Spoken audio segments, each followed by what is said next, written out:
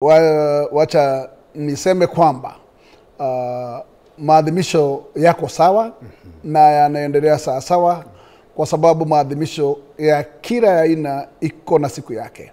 Na siku ya leo imetengwa kabisa 20th October kuhusisha Mashujaa kwa siku hii. Na ni vizuri niseme hata kama kuna hofu kuhusiana na yale yalikuwako wiki mbili zilizopita, ni kwamba si kuona haja ya kusimamisha siku muhimu kama hii. Kwa sababu katiba ya Kenya iko sawa na imeorodhesha namna hii mambo inafaa kutekelezwa, na ikiwa ni holiday ya muhimu kama hii, sioni ni sababu gani holiday ingeweza kusimama. Hata kama Gachagua hangekuwa hospitalini, kwa sababu sheria za Kenya ni sheria za kuheshimika, ni kwamba tungeweka kando, kwa sababu koti shaweka kando matoleo yaliyotolewa na yaliyoafikiwa na seneti, na ikasimamisha uteuzi na kura kiapo kwa aliyeteuliwa kama mtu wa kujaza wadhifa wa deputy president. Na ni kwamba kama hangekuwa hospitali, kama ningekuwa yeye, mimi ningekuwa Kwale leo. Kwa sababu pale kuna kiti inaitwa deputy president, ambao kwa njia zote mbaya aliyekuwa mtarajiwa wa kutawazwa hawezi karia, kwa sababu kuna mkana wa mahakama kusema kwamba imesimamisha hiyo hatua ilikuwa ikienda mbele. Na kwa hivyo niseme mimi kwa siku ya leo nimeikaribisha kwa hali na mali, na niseme ambaye Mashujaa kwamba ambaye wameorodheshwa kupata shahada siku ya leo ni haki yao. Na kwa hivyo mimi nimesema tuendelee. Naam, Bwana James Gakuya, kabla sijawaruhusu hawa wengine kuzungumzia swala hili, wewe ni rafiki wa karibu wa Naibu Rais Rigathi Gachagua ambaye kwa sasa yuko mashakani kutokana na hoja hii ya kumbandua mamlakani. Taarifa ambayo tulipokea siku ya Alhamisi ni kwamba Gachagua hayuko katika hali nzuri wakati huo, na ikaarifiwa kwamba huenda katika muda wa saa 72 hivi huenda atakuwa katika hali nzuri. Unajua nini kuhusu afya ya Rigathi Gachagua kufikia sasa na anavyoendelea? Kama rafiki wa karibu sana, nishamtembelea pale hospitalini, ambao kwamba hatukuweza kuongea na yeye mwenyewe. Nilipata mkewe pale na Dr. Kikonyo, na yeye nilimpata akiwa tayari kwa bed rest, na daktari akasema hangetaka asumbuliwe sana, kwa sababu wamempa masaa 72 atulie kabisa, alale. Na kwa hivyo hatukuzungumza, lakini nilikuta mtu ambaye anaendelea kupata nafuu na ambaye ana matumaini ya kupona haraka. Kwa hivyo natarajia kwa sababu saa 72 alikuwa yaishe jana usiku. Kwa hivyo namtarajia Dr. Kikonyo leo ataweza kutupa habari kamili, kama ndugu yetu naibu wa rais ataweza kupewa nafasi ya kupewa ruhusa leo kutoka hospitalini, ama kama msimamo wa daktari. Bwana Dunstan Riziki, maadhimisho ya sherehe hizi za Mashujaa, Wakenya wana nini cha kujivunia hii leo? Leo hii kwanza ningependa kuwashukuru Wakenya kwa kuweza kujiandaa na kuweza kuadhimisha siku hii ya Mashujaa Day. Na jambo muhimu ni kwamba leo tuna uwezo wa kusherehekea wale mashujaa wetu wa kitaifa. Na jambo muhimu kabisa ni kwamba mchakato mzima wa kuadhimisha Mashujaa Day leo, wale shujaa ambao wamechaguliwa, kuna mchakato mpya ambao kuna system mpya ambayo imeweza kusaidia katika kuchagua wale mashujaa. Sio kama pale zamani ambapo shujaa alikuwa anachaguliwa tu na viongozi kadhaa ama na vibaraka kadhaa wa viongozi walio katika utawala. Lakini mara hii kuna system, na ile National Heroes Council imeweza kuwa devolved katika zile misingi za counties, na kuweza kukuwa na njia mwafaka ya kuchagua viongozi ambao ni mashujaa ambao tunawasherehekea leo. Cha muhimu kabisa leo hii maadhimisho hii ya Mashujaa Day pia itapatia rais wa jamhuri hii yetu ya Kenya fursa muhimu ya kuweza kuangazia masuala kadhaa ya kitaifa. Swala ambalo pengine angeweza kulipatia kipaumbele hasa ni swala la naibu kiongozi naibu wake wa rais, ambalo ningependa pengine kwa leo kama kiongozi wa kitaifa angeweza kulinenea kidogo, kwa maana amekuwa amenyamaza kimya, na pengine leo ingekuwa fursa muhimu zaidi ya yeye kama rais ambao pia ni shujaa wetu wa kitaifa aweze kuliangazia na kuweza kutupatia mwelekeo, hasa kama mustakabali wa kitaifa tunaenda wapi kama taifa, iwapo tuna naibu rais wawili ama tuna naibu rais mmoja, na misingi ipi ya kisheria ambayo imefuatwa katika kuchagua viongozi hawa.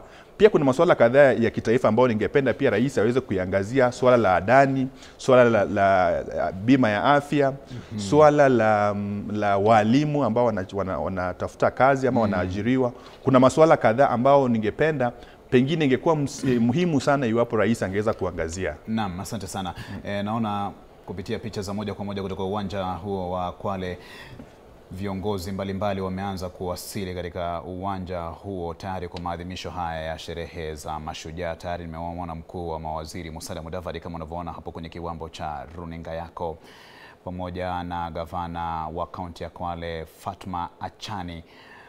Magari mbalimbali hapo kama unavyoona kwenye kiwambo cha runinga yako yanawasili katika uwanja huo, ishara tosha kwamba wakati wowote kutoka sasa basi sherehe hizo zitakuwa zinaanza rasmi. Spika wa bunge la Seneti Amason Jeffa Kingi ndio huyo hapo, kibadilishana mawazo na vile kuzungumza na mkuu wa mawaziri Musalia Mudavadi pamoja na gavana wa kaunti ya Kwale hapo Fatma Achani.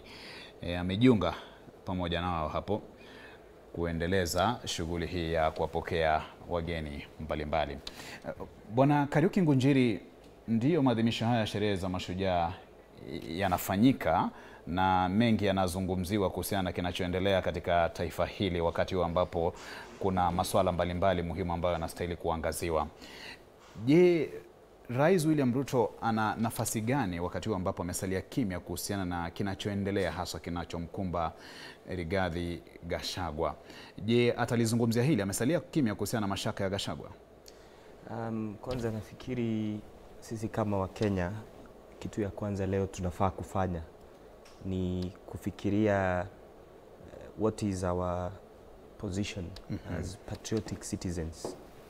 Ya pili, ningeomba leo tuombee nchi yetu ya kwamba Mungu atupatie maendeleo, lakini cha muhimu tuweze kuombea mpaka judiciary yetu, kwa sababu sasa tunavyoongea judiciary imevutwa katika siasa. Kivipi? Najua tuko kwa dispute ya kisiasa, na mimi kulingana na mimi dispute ya kisiasa inafaa kutatuliwa katika vyama vya kisiasa. Lakini kujibu swali lako, sifikiri kuna umuhimu wowote kwa saa hii tunapozungumzia hii mambo yote, rais wa Jamhuri ya Kenya kuingililia mambo ambayo tayari iko katika koti. Mimi nafikiri kwa sababu tushapatiwa mwelekeo ya jinsi ambavyo tutaendelea na vile inakaa na vile mambo itakuwa, ni kwamba sisi kama wananchi wa Kenya tukubaliane, kitu cha kwanza ambacho tunahitaji kufanya ni kufuata culture ya uongozi katika nchi hii, uongozi ambao ni wa kuleta manufaa kwa wananchi, ila si kwa uongozi wa kugawanya. Nasema hivi kwa nini? Tunavyoongea tuko na hii mambo ya deputy president. Unavyojua Profesa Kithure Kindiki aliweza kupitishwa na bunge na kuna maswali mengi ya kikatiba na ya kisheria ambayo yametokana na this whole process.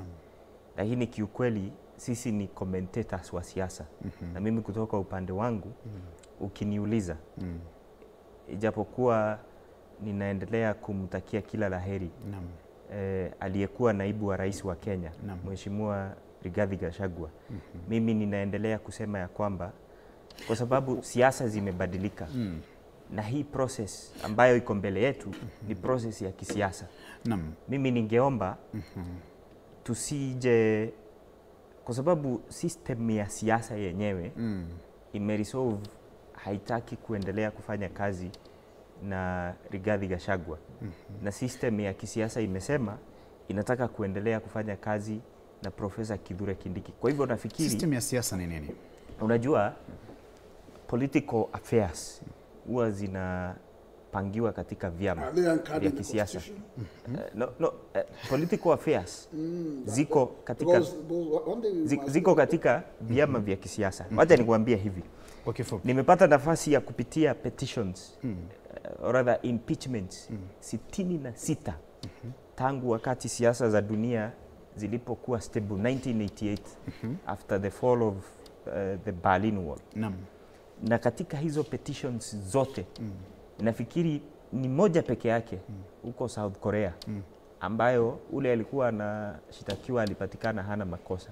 But all the others either hazijafika. Hata Marekani hii situation si unique kwa Kenya. Trump alimpichua mara 2, ni Senate ikamuokoa. So usipookolewa na Senate tumeona katika historia uko njia ya kuenda nyumbani. So umesema system za siasa zimtaki Rigathi Gachagua. Nimekuuliza system za siasa hapa nchini Kenya ni nini? Ama system ya siasa it is basically political parties.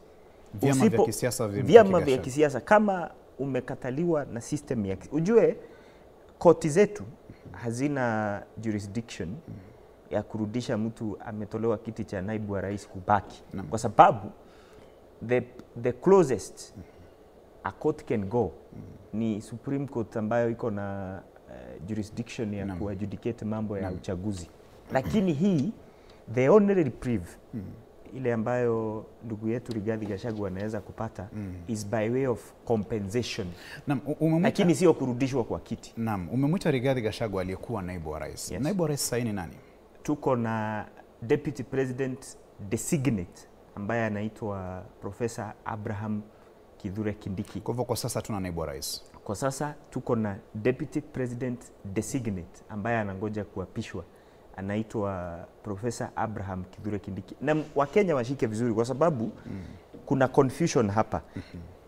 A court of law haiwezi kukurudisha kama hakuna kwa katiba, hakuna provision ya kurudisha mtu. The only way anaweza enda kotini kama ako na grievance aseme basi kwa sababu nimetolewa kwanza nifanyiwe hivi na hivi na hivi by way of compensation for that position. Bwana James Gakuya, unakubaliana na anachokisema Kariuki Nginjuri kwamba Kariuki is totally misleading Kenyans. We have already the jurisdiction of judiciary has already set a precedence, because today we have already impeached the governor of Meru, who is still in work today. A fully impeached governor by Senate home, but today he's serving the county government of Meru. So telling Kenyans that Gachagua cannot fill back his possession is misleading, totally misleading Kenyans. And telling Kenyans that court judiciary has no power. Who has installed back governor of Meru? Is that the Senate? Mahakama. Unajua, niambie mheshimiwa kabla ndugu yetu hapa aingie kati. Unajua kitu ambacho tunafaa kuelewa hii article. Let him tell us the difference between impeachment of a governor and the president and the deputy president. Is there any two different ways? Sasa sikiza. Kuna tofauti mingi sana ya impeachment ya governor na impeachment ya president. Kumbuka chini ya katiba ya 2010 this is the first time ambayo tunajipata Rigathi Gachagua akiwa naibu wa rais anakuwa impeached. Hatujawahi kuwa na situation kama hii. So it means that this is a case of first. Na it being a case of first, mimi majaji wetu ile ambayo mimi natarajia kulingana na mimi ni kwamba namwona hapo mke wa Rais William Ruto tunazungumzia kuhusu Rachel Ruto amewasili katika uwanja huo wa Kwale tayari kabisa kwa maadhimisho haya ya sherehe za Mashujaa, na apokelewa hapo na mkuu wa mawaziri Musalia Mudavadi miongoni mwa viongozi wengine kama vile gavana wa kaunti ya Kwale Fatma Achane. Ni ishara tosha kwamba wakati wote kutoka sasa Rais William Ruto atawasili katika uwanja huo. Namuona pale waziri Salim Mvurya pia yupo tayari kabisa katika maadhimisho hayo, pamoja na viongozi wengine wakiwemo wakuu wa jeshi miongoni mwa viongozi tofauti katika taifa hili la Kenya.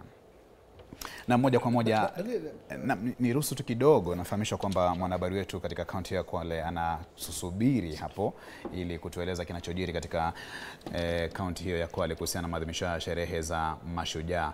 Alois Musyoka, hali iko vipi katika kaunti ya Kwale na wakazi wanasema nini kuhusiana na sherehe hizi za Mashujaa?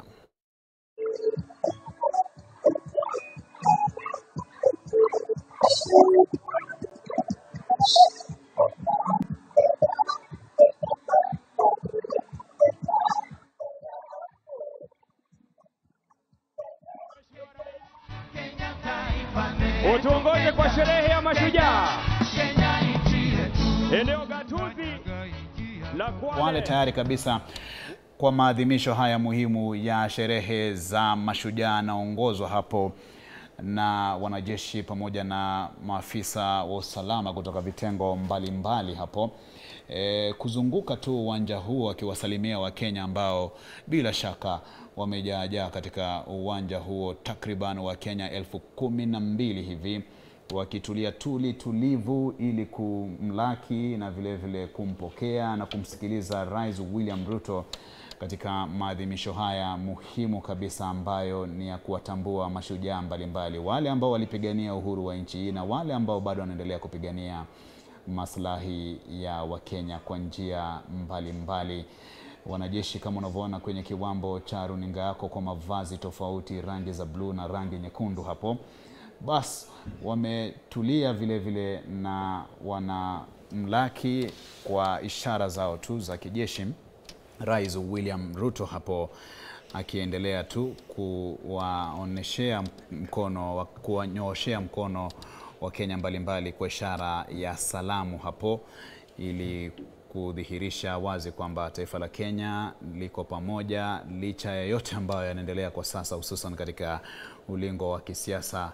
Tumekuwa tukilizungumzia hili hapa ndani ya studio zetu kuhusiana na swala la Rigathi Gachagua kubanduliwa mamlakani. Upande mmoja mchanganuzi Kariuki Ngunjiri ambaye ni mmoja wa viongozi kutoka chama cha UDA akisema swala la Gachagua kuwa naibu rais hilo halipo tena, ameondoka mamlakani baada ya bunge la taifa na bunge la seneti kupiga muhuri hoja ya kubanduliwa mamlakani kwa Rigathi Gachagua. Upande huu mwingine mbunge wa Embakasi Kaskazini Bwana James Gakuyu akisema kwamba mahakama ina nguvu na uwezo wa kubadilisha chochote kile kulingana na sheria za nchi. Ni swala ambalo tumekuwa tukilizungumzia hapa na bado tutaendelea kuliangazia katika maadhimisho haya muhimu ya sherehe za Mashujaa. Naam, kwa sasa nafahamishwa turejea hapa studioni tuendeleze gumzo letu ili tuwapatie fursa upande ule mwingine kujiandaa vizuri kutupatia picha ambazo zitaendelea kusherekesha sherehe hizi za Mashujaa. Na Bwana Dunstan Riziki, kwanza utazungumziaje swala hili ambalo ndugu zetu wawili hapa wanaonekana kutokuwa katika mstari sawa? Jambo la kwanza ni kwamba jamhuri yetu ya Kenya ina katiba. Na katiba hii ina sura kadhaa ambazo zinaweza kuangazia jinsi naibu wa rais anavyofaa kutolewa katika uongozi. Jambo tungeweza kulipatia kipaumbele ni ile sura ya 50 ya kusikizwa kwa uhaki wa kila mtu katika sekta zote za kisheria. Na kusikizwa huko ni katika ile nyumba ya seneti na nyumba ya National Assembly. Jambo lingine la pili ni kuweza kujiuliza iwapo tuliweza kuangazia vigezo hivi vya kusikizwa kwa haki. Na tunapata kwamba pale tu pindi tu naibu wa rais aliposema yeye ni mgonjwa ama tuliarifiwa kwamba yeye ni mgonjwa, basi seneti haikuwa na haraka ama haikuwa lazima kwamba waweze kufanya vikao vyao kwa haraka ilivyo ili waweze kufanya uamuzi katika haraka hivyo. Jambo la pili ni kuweza kuangazia ile sura ya 137 ya katiba na 149 ya katiba. Sura hizi pia yatupatia misingi kuu jinsi ya kuweza kumng'atua naibu wa rais kutoka uongozini. Jambo lingine ambalo tungeweza kuangazia pia ni katika mchakato huu wa kuondoa naibu wa rais katika uongozini, ni nafasi ipi ile IBC inapatiwa katika mchakato huu, na ni nafasi ipi ya public participation ambao tunapatiwa katika mchakato huu. Court of Appeal iliweza kutoa mwelekeo jinsi ya kufanya public participation katika ile kesi ya Okiya Mtata versus Ministry of Finance. Na pale tu unapofanya public participation lazima uweze kufanya it in a fair way, na pia uweze kutoa sababu kuu za uamuzi fulani waweza kutolewa. So tukiangalia katika mchakato huu mzima, pindi tu spika wa seneti alipotoa uamuzi kwamba alipotoa baada ya kura, yeye alikuwa na nafasi moja tu ya kuweza ku-announce ama ku-declare ile kura zilivyoweza kupigwa katika seneti, lakini nafasi ya kudeclare kiti cha naibu wa rais kuwa vacant, nafasi hiyo ni jukumu la IBC. Shukran. Na IBC inapodeclare kiti kile kuwa vacant, ndio pia wale IBC ndio wana jukumu kubwa la kuweza ku-verify documents za wale ambao wanataka kuwa naibu wa rais. Jambo la pili, tungependa pia kujua iwapo naibu yule aliyechaguliwa kama naibu wa rais aliweza kuresign kama waziri. Na iwapo pia hata aliweza kuresign kama waziri, ni lazima akue yeye kwamba ni mwanachama wa chama kilichomchagua kwa kipindi cha miezi mitatu. Shukran. Nafahamishwa kwamba sasa wimbo wa taifa unachezwa katika uwanja huo wa Kwale, na tayari kama unavyoona Rais William Ruto anaongoza hapo katika kuadhimisha sherehe za Mashujaa. Tusikize kinachoendelea.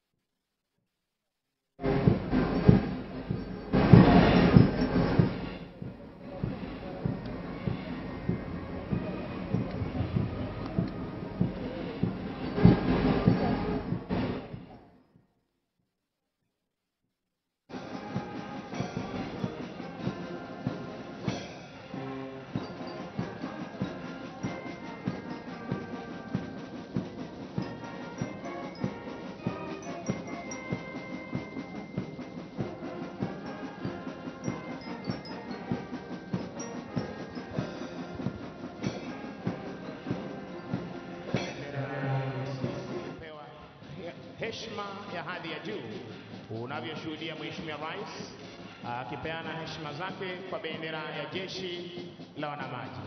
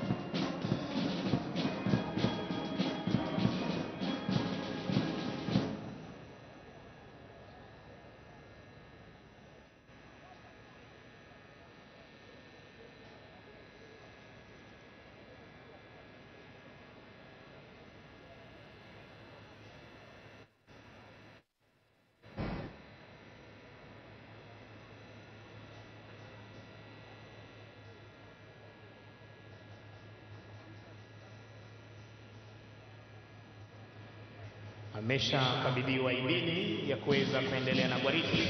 Punde tu Mheshimiwa Rais atachukua nafasi yake rasmi kwenye jukwaa maalum.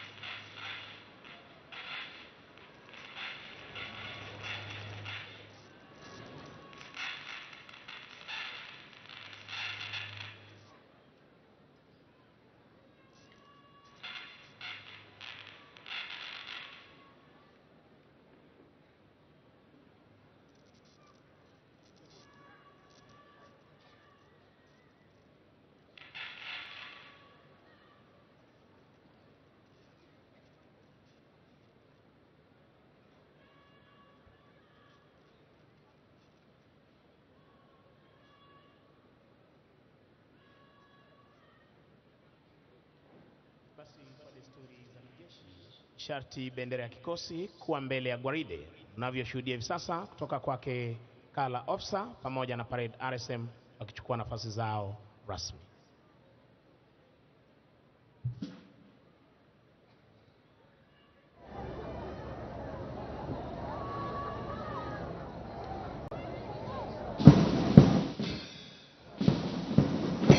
To your duties by the left quick march. Wanajeshi hawa wanaondoka hivi sasa uwanjani baada ya kuandaa gwaride la mpana siku ya leo, kupata kujiunga na wenzao kuzidi kudumisha ulinzi wa taifa letu la Kenya, kuhakikisha kwamba fuo za bahari zetu ziko salama masaa 24, mipaka yetu iko salama masaa 24 na anga letu liko salama masaa 24.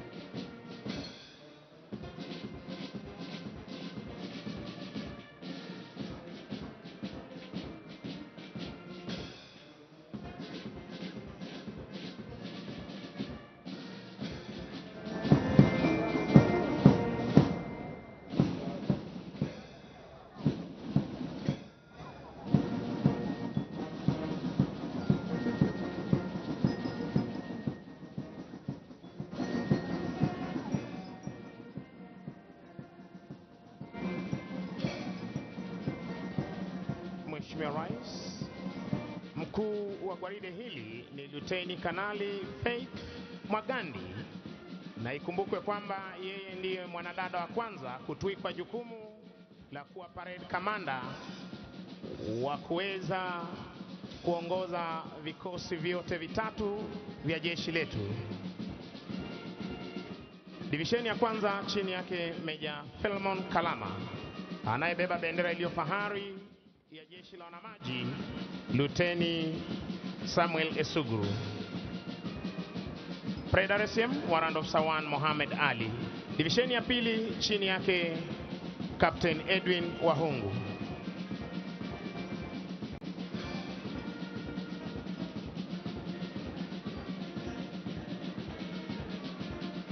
Divisheni ya tatu jeshi letu la nchi kavu kikosi cha 5 chini yake Meja Paul Nyaga Ireri, wakiwa katika mavazi yao rasmi ya sherehe. Divisheni ya 4 jeshi la wanaanga chini yake Meja Douglas Wanjohi Mwangi, akiwa katika mavazi yao rasmi ya sherehe. Parade Adjutant Captain Hewa Mageso. Mheshimiwa Rais, linafuata gwaride la vikundi na nitaweza kuapisha wenzangu waweze kuendelea na itifaki hiyo. Inafuata hivi sasa ni gwaride la vikundi ikiongozwa na jeshi letu la nchi kavu 5KA the Fighting 5, chini yake Meja Kevin Saningo Leyan, Company CSM, afisa mteule daraja la pili Jarso Abdi Dawa. Kikundi cha kwanza chini yake Luteni Duncan Kibor Koskei, wakiwa katika magwanda yao mazito ya kivita. Kikundi cha pili chini yake Luteni James Mursia Ngarum, wakiwa katika magwanda yao mazito ya kivita.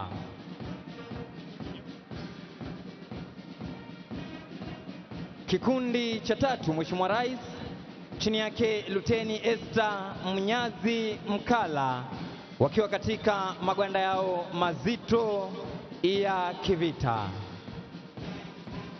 Wanafuata hivi sasa Mheshimiwa Rais ni kikosi cha 15 A Company, kauli mbiu yao ikiwa ni Stay High Alpha Raiders, chini yake Meja Jonathan Toniok, Company CSM Warrant Officer 2 Ngungu wakiwa. Kikundi cha kwanza chini yake Luteni Ahmed Guracha Halake katika magwanda yao mepesi ya kivita. Kikundi cha pili chini yake Luteni Conrad Kipto, wakiwa katika magwanda yao mazito ya kivita.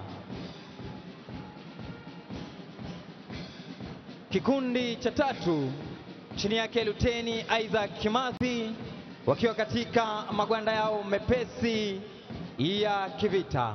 Wanafuata hivi sasa, Mheshimiwa Rais, ni polisi wa kitaifa wakiongozwa na Kenya Police Service, chini yake Superintendent Lydia Mambo akisaidiana na Chief Inspector Sitene Rotich.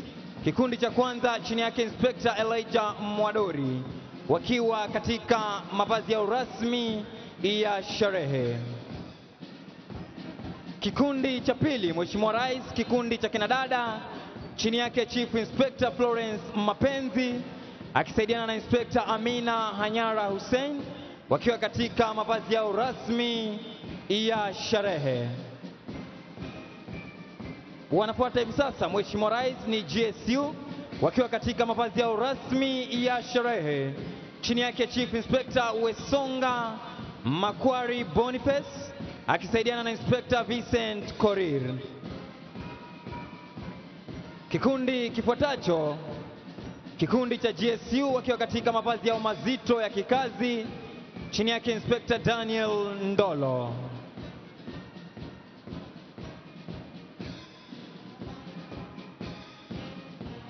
Wanafuata hivi sasa, Mheshimiwa Rais, ni kikosi spesheli cha kutumia majibwa maarufu kama K9 Squad chini yake Chief Inspector Evans Kipsang akisaidiana na Inspector Daniel Siengo. Wanafuata hivi sasa, Mheshimiwa Rais, ni Administration Police Service chini yake Superintendent Albert Simicha Parmeris akisaidiana na Chief Inspector Lekurtut Julius. Kikundi cha kwanza chini yake Inspector Juma Omar Mwajambo wakiwa katika mavazi yao rasmi ya sherehe.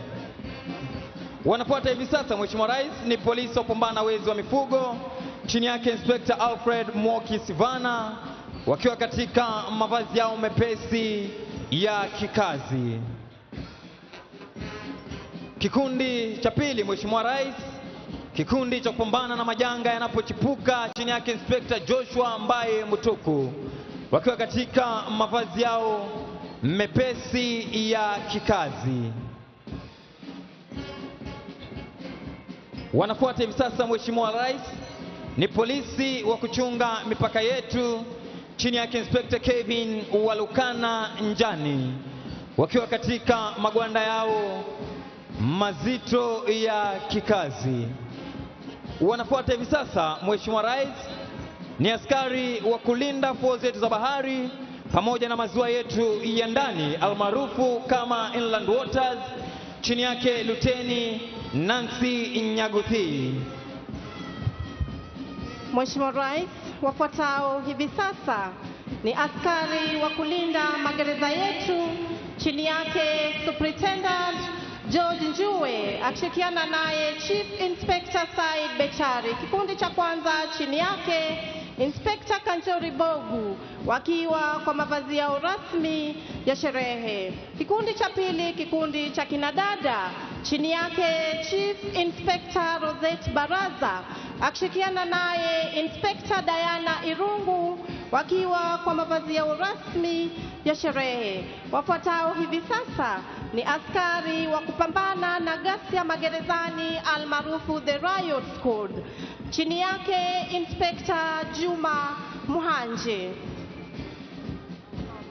Kikosi kifuatacho, Mheshimiwa Rais, ni askari wa kuchunga mbuga zetu za wanyama chini yake Warden 2 William Odede Asugo akishirikiana naye Assistant Warden 2 Onesmus Daudi wakiwa kwa mavazi yao mepesi ya kikazi. Kifuatacho ni kikosi cha askari wa kulinda misitu yetu chini yake Superintendent William Odede Asugo akishirikiana naye Chief Inspector Ali Zuya Athman wakiwa kwa mavazi yao mazito ya kikazi. Mheshimiwa Rais, kikosi kifuatacho ni vijana wa huduma kwa taifa chini yake Superintendent Mariko Omondi Ogola akishirikiana naye Chief Inspector Charles Tati Mtua. Kikundi cha kwanza chini yake Inspector Said Sebit wakiwa kwa mavazi yao rasmi ya sherehe. Kikundi cha pili, kikundi cha kinadada, chini yake Inspector Evelyn Olum, wakiwa kwa mavazi yao rasmi ya sherehe.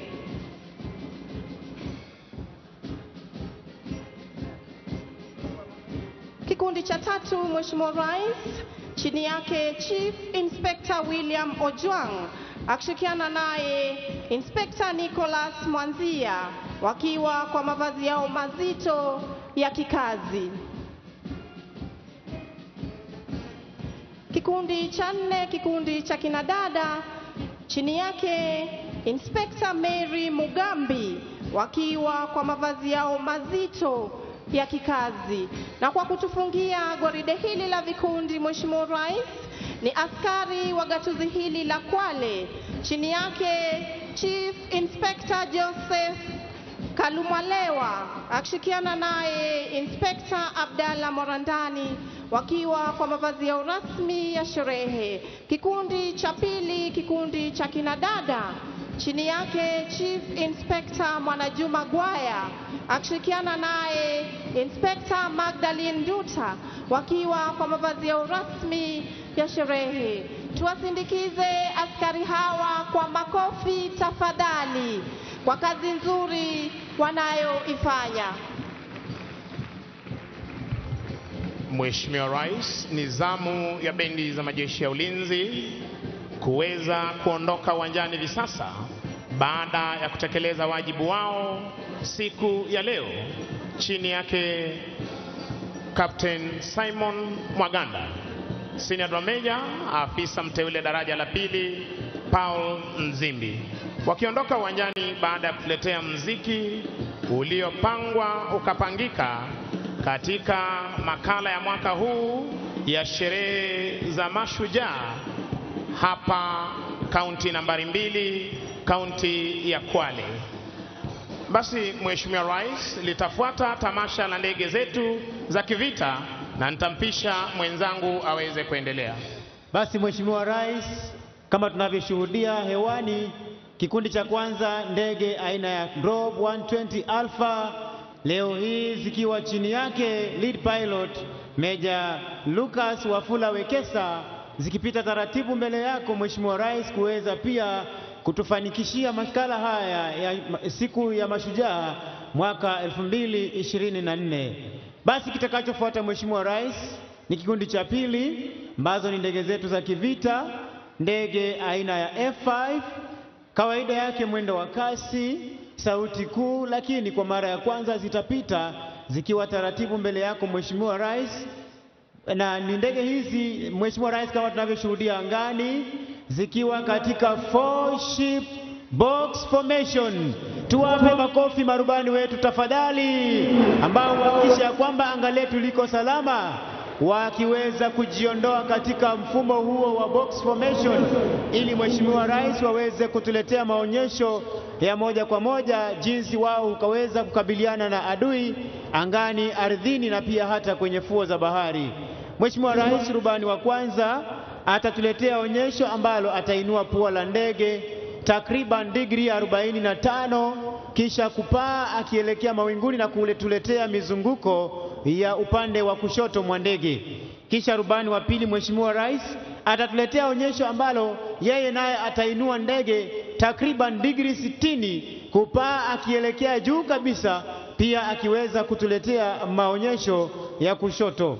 Kisha rubani wa tatu Mheshimiwa Rais naye atatuletea onyesho roll of top, onyesho ambalo rubani atainua pua la ndege kupaa ikiwa wima, na inapofika upeo wa kupaa basi rubani atailaza chali na kurudi mahali ambapo ametoka. Alafu baadaye Mheshimiwa Rais tutaweza kupata ndege ya 4 ambayo itaweza kutuletea high speed pass, onyesho ambalo marubani huweza kutumia kule vitani, manake sauti hii ukiisikia. Rubani wa kwanza Mheshimiwa Rais akiwa tayari kabisa, kama tunavyoshuhudia kuinua pua la ndege na kutupa mizunguko ya kushoto. Tumpe makofi rubani huyo tafadhali. Basi Mheshimiwa Rais, rubani wa pili kama nilivyokuwa nimesema, naye akituletea vertical roll, kuinua pua la ndege takriban degree 60 kama tunavyoshuhudia hivi sasa, kupaa juu kabisa, kisha pia kuweza kutuletea mizunguko maridadi na kuingia mawinguni. Kisha rubani wa tatu Mheshimiwa Rais kutuletea roll of top, atapaa akiwa wima kuelekea juu kabisa kama tunavyoshuhudia hivi sasa. Ameinua pua la ndege, anapaa akiwa wima kulala chali, na tutamuona akiweza kurudi nyuma mahali ambapo hakuna mawingu. Tumpe makofi rubani huyo tafadhali. Kisha anayetuletea 4-point roll, mara ya kwanza, ya pili, ya tatu, ya nne, rubani wetu mkuu, ndege hiyo ikipelekwa na Luteni Kanali Douglas Kitonga Muthuri, ambaye ndiye komanda wa kikundi ambacho kinashughulika na marubani wetu. Hivi sasa Mheshimiwa Rais, tunatarajia ndege yetu ya 5 kuweza kuletea onyesho la 5 high speed pass. Ukisikia sauti hiyo, basi ndege hii itakuwa imepita. Tunatarajia hivi sasa rubani huyo akiwa ameshajiweka tayari kabisa, ataweza kupita mbele yako Mheshimiwa Rais, kama vile naona wananchi upande wa pili wanaitazama. Ndio hiyo ndege, sauti almaarufu Sound of Freedom. Tumpe makofi rubani huyo tafadhali, Captain Alan Ocheng, kutufungia maonyesho haya Mheshimiwa Rais. Basi ni ndege aina ya Puma, ikiwa ni helikopta speciali, ndege ambayo ina uwezo wa kuelea hewani kwa muda mrefu zaidi. Leo hii ikipita mbele ya jukwaa hili ikiwa na ujumbe speciali kwa mashujaa wetu, ndege ambayo leo hii inapelekwa naye ama inaendeshwa naye rubani mkuu Kanali Simon Buhuri. Ndege hii ambayo ni helikopta speciali hivi sasa ikiweza kupita mbele yako Mheshimiwa Rais, ikiwa na ujumbe unaosema hongera mashujaa. Tuwape makofi marubani wetu kwa ujumla, pamoja na mashujaa marubani kwa kazi nzuri ambayo wanafanya. Nimpishe mwenzangu Sergeant Misango ambaye aweze kukamilisha ratiba ya kijeshi kwa ujumla. Mheshimiwa Rais, na huo ndio utakuwa mwisho wa tamasha zetu za kijeshi kwa pamoja, na ningependa kuwashukuru waliofanikisha makala ya mwaka wa 2024 sherehe za mashujaa, wakiongozwa naye Brigedia Elijah Ndegwa Gatere, Brigedia Collins Mitoko, Kanali Ahmed Ibrahim Boru, Kanali Luka Nandasaba, Kanali Wilfred Nyakundi Orina, Luteni Kanali Frederick Njoli, Major Charles Obwong na Major Matthew Lorot Ingolan.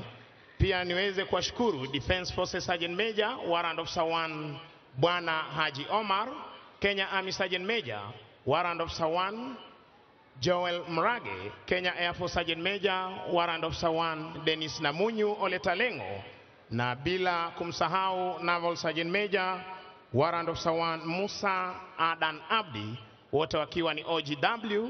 Ni washukuru wenzangu Senior Sergeant Kisuya, Sergeant Masi Chitai na Corporal Kiti Jefwa.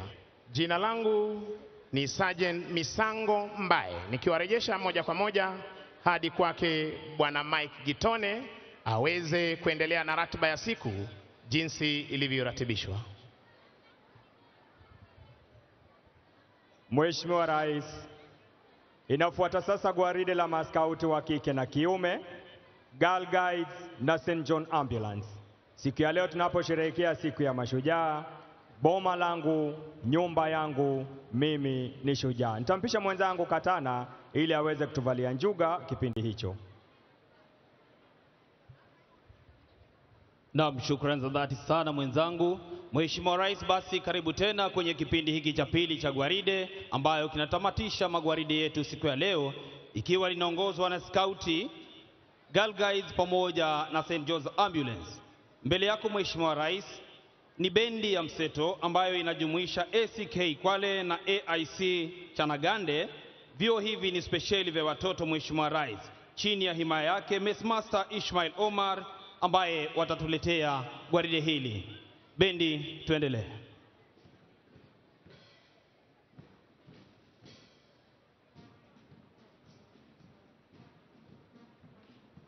Mheshimiwa Rais, bendi hii inaweza kutuchezea nyimbo za kizazi kipya, nyimbo zilizopendwa na pia vile vile nyimbo za enzi. ambapo siku ya leo wataweza kuhakikisha hatua zote zilizoko kwenye gwaride hili la maskauti zinaenda sawa sawia.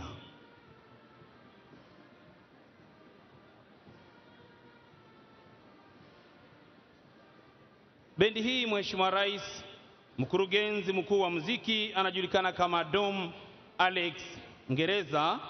Drum major siku ya leo, Mheshimiwa Rais, akiwa ni mwanadada mdogo kabisa Hope Sonia.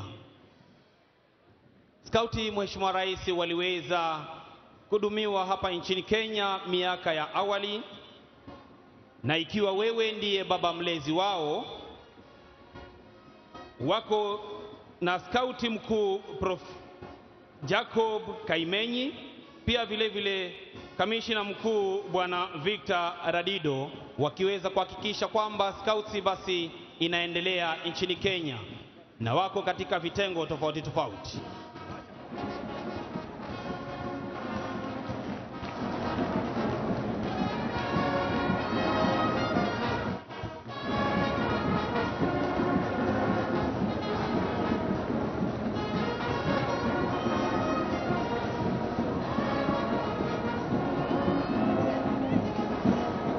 Kikundi cha kwanza, Mheshimiwa Rais, kinachopita mbele yako ni sungura, rangi yao ikiwa ni rangi ya manjano, miaka 6 hadi 12, wanasema do your best.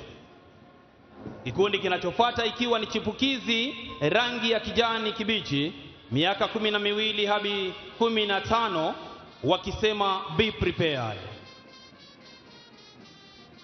Vile vile kikundi cha wanadada hicho ikiwa bado ni chipukizi, Mheshimiwa Rais,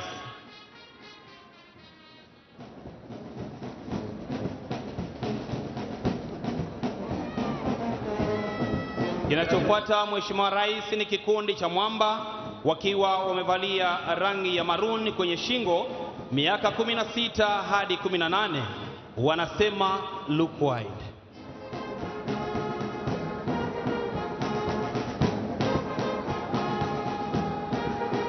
Skauti, Mheshimiwa Rais, humu nchini imeweza kuwasaidia vijana wengi sana kuwa na nidhamu wanapokuwa shuleni, hata pia vile vile wanapokuwa nyumbani. Kikundi kinachotamatisha skauti wa kike na wa kiume, Mheshimiwa Rais, kinajulikana kama Jasiri, rangi yao ikiwa ni rangi ya chungwa, miaka 19 hadi 26, wanasema service ndiyo mwito wao. Vile vile, Mheshimiwa Rais, inayofuata ni bendera ya Girl Guides wakiwa chini ya himaya zake mama mlezi, mama wa taifa Bi Rachel Ruto,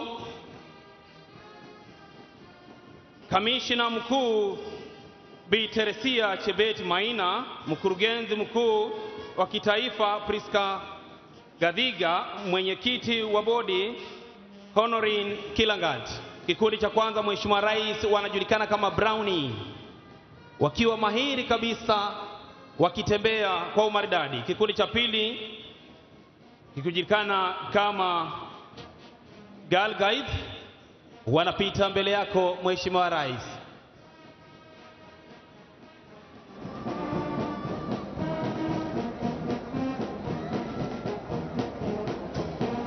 Wanaopita mbele hivi sasa, Mheshimiwa Rais, ni kikundi cha wanadada ambacho kinajulikana kama Girl Guide, wakiwa wamevalia blue wakisema upright. Mheshimiwa Rais, kinachotufungia gwaride la Girl Guides ni kikundi Rangers wakiwa wamevalia navy blue, miaka 18 hadi 35, na inayotufungia gwaride hili ikiwa kikundi cha kwanza cha wanaume ni St. John's Ambulance ambao wanajulikana kwa kazi yao ya huduma ya kwanza nchini Kenya. Kikundi cha kwanza ikiwa ni Dolphin, miaka 13 hadi 18 kuradhi. Vile vile wanadada hao wakiweza kufunga kikundi hicho, na cha mwisho, Mheshimiwa Rais, ikiwa ni above 18 wakijulikana kama adults.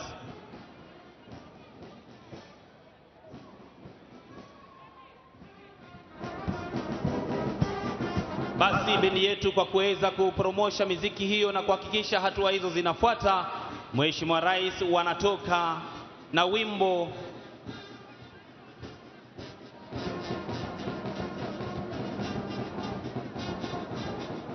Tuwape makofi jameni wanaskauti wetu wanapoaga kiwanja hiki na tunapofunga tamasha za gwaride.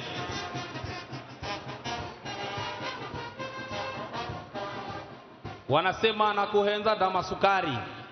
Basi ningeomba Mheshimiwa Rais niweze kumkaribisha mkuu wa kikosi chetu cha State Functions Bwana Mike Gitonga aweze kuendelea na ratiba inayofuata. Karibu. Asante sana Katana, na tuwapigie maskauti makofi tafadhali. Kwa heshima kuu naomba na tadhima kuu tuwe watulivu sote kwa maombi, na maombi yataongozwa kimila ni mzee Salim Mwasabu. Maombi ya Kiislamu tutaongozwa na Shehe Faraji Bakari Omari, na atakaye tufungia kurasa la maombi ni Reverend Musomba kwa maombi. Kaya kaya kaya kaya atusimilani muchisimila na voya vizo vinhivyo hazo hazo inomvula ya pevo simasia mwamba Zahara mloganji mloga nchi ya Kenya mloga rais wa Kenya Bwana William Samoei Ruto mloga mahakama ya Kenya mloga bunge la taifa la Kenya hai hai mlungu ukongo mpungu atu wa Chigomba similani alombaeniani serabi emeni chitwani mfura kumanya kuimana chime matonana kumanya kona na gaone mikono mipaha kumanya kuirana ibire magulunguzo kumanya kuchitanga nagachite similani. Jina la Mwenyezi Mungu mwingi wa rehema mwenye kurehemu. Tunakushukuru Mwenyezi Mungu kwa kutupa sikukuu hii ya mashujaa wetu wa nchi yetu tukufu ya Kenya. Tukuomba Mwenyezi Mungu utubariki, utuzidishie kheri, baraka na amani yako Mwenyezi Mungu. Tukushukuru kwa kutupa mafanikio mema katika elimu, afya na mengi tuliyoweza kufanikiwa katika nchi yetu ya Kenya. Twamuombea rais wetu Mheshimiwa Dr. William Samoei Ruto maisha marefu, afya njema, azidi kutuongoza Kenya hii tupate mafanikio na maendeleo zaidi. Kwa kuomba Mwenyezi Mungu uwajalie viongozi wetu wote na wananchi sote tuzidi kupendana, tuwe na umoja, ushirikiano, amani na maendeleo zaidi. Rehma na amani ziwashukie mitume wako wote. Amin, amin, amin. Let us pray. Heavenly Father, on this Mashujaa Day, we come before you with hearts full of gratitude. We thank you for the heroes who have paved the way for our freedom and progress. Almighty God, on this Mashujaa Day, we lift before you His Excellency, the President of the Republic of Kenya, Dr. William Ruto. We thank you for his leadership and the responsibilities he carries. Grant him wisdom and discernment in every decision he makes. Bless all our leaders in national and county government. Lord, help us to foster unity among our communities, embracing our diversity as our strength. Gracious God, grant us the strength and the courage that our heroes exhibited in their fight for justice and equality. Let their examples remind us to stand firm in our conviction and pursue what is right. Dear Lord, as we remember those who have fought for our freedom, we also pray for the future generation. instill in them the values of bravery, integrity, and service. In closing, we ask for your blessing upon our nation. Bless us economically, socially, numerically, and spiritually. In Jesus' mighty name, we pray and believe.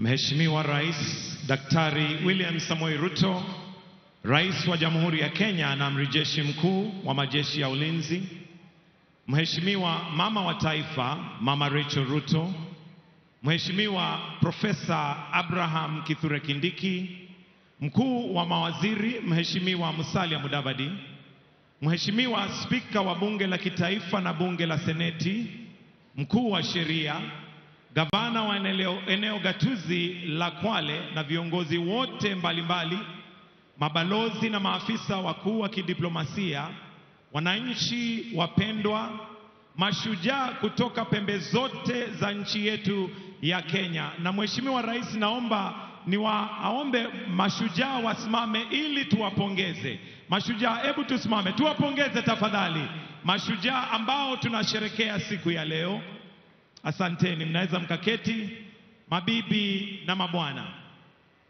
Mheshimiwa Rais, kwa niaba ya kamati ya andalizi ya tamasha hii siku ya leo ya mashujaa, naomba unikubalie tuweze kuingia kwa kipindi cha burudani, na wakaribisha wenzangu Boni na Beatrice wawakaribishe kwa kipindi cha burudani. Karibu.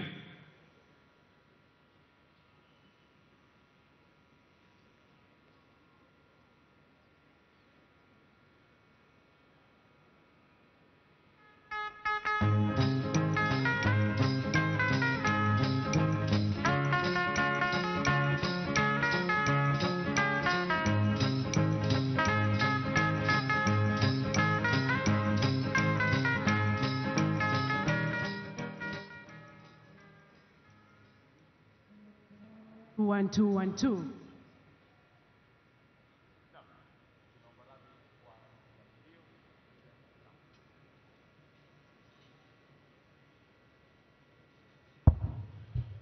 Mheshimiwa Rais, tunaomba radhi kwa hitilafu hiyo ya kimitambo, lakini hata hivyo, Mheshimiwa Rais, burudani ya leo imetiwa vikorombwezo na viungo vya kuvutia mithili ya pilau na biriani. Mheshimiwa Rais, burudani hii imegawanywa kwa daraja mbili. Daraja ya kwanza itashuhudia wanafunzi takriban 520 kutoka shule mbalimbali za msingi gatuzini humu, wakiongozwa na Janet Langat kutoka Wizara ya Elimu, waelekezi wakiwa ni Eric Amuhaya, Faith Mbote, Hezekiah Ogira na Salim Umar. Wanafunzi hawa wataunda miundo ya kupendeza na yenye mafunzo tele kulingana na kauli mbiu ya sherehe za mwaka huu ambayo ni boma yangu, nyumba yangu, mimi ni shujaa. Hiyo ndio itakuwa daraja ya kwanza. Daraja ya pili, Mheshimiwa Rais, ni burudani mseto. Tutaanza na mchezo wa kuigiza wenye mada boma yangu. Mchezo huu utafuatwa na shairi lenye mada Kenya inaendelea, kabla ya wasanii tajika kutoka gatuzini humu kuteka uga huu kupitia nyimbo zao maarufu. Mheshimiwa Rais, sijui kama unaufahamu wimbo mimi ni mzabibu, baba ni mkulima. Pia utatumbuizwa na taarabu, mtindo ambao ni maarufu sana hapa Pwani. Hitimisho ya burudani ya leo, Mheshimiwa Rais, itakuwa ni densi ya Sengenya. Watoto, iwapo mko tayari sasa, uwanja ni wenu. Wanakwale wa Kenya kwa jumla, tuwakaribishe watoto uwanjani kwa shangwe, makofi na vigelegele. Karibuni.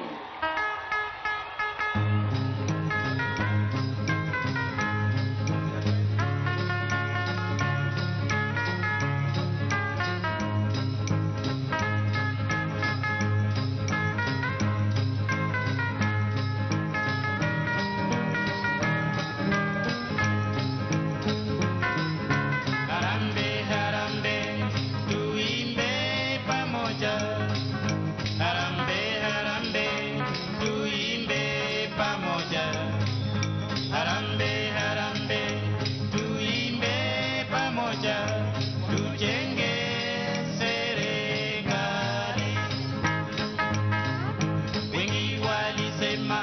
Kenya itakuwa matata. Wengi walisema Kenya itakuwa matata. Wengi walisema Kenya itakuwa matata. Watu wote wastaarabu.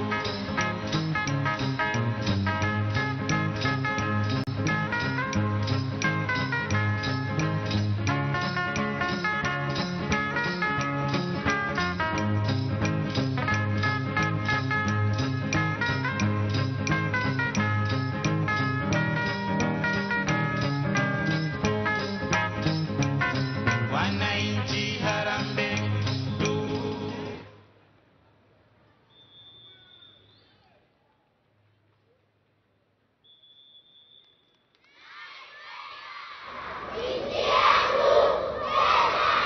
Ramani ya nchi yetu Kenya wanaonesha uzalendo wao na shukurani kwa wanajeshi kwa kuilinda. Tuwape makofi mazuri watoto wetu.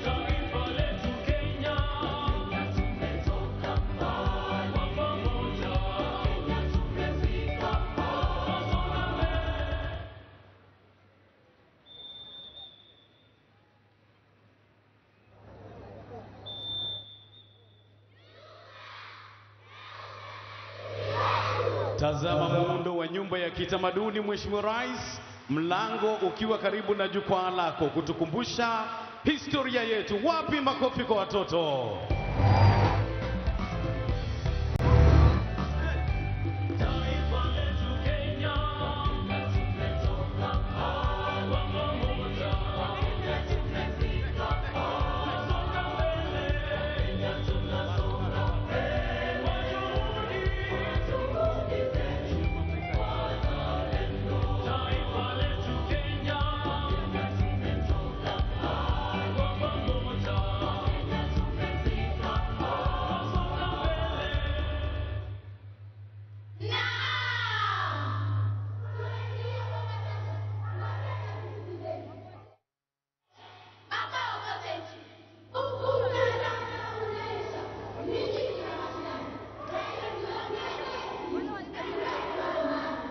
Ulize mwenzako, nyumba hii mwahitaje kwa lugha ya mama?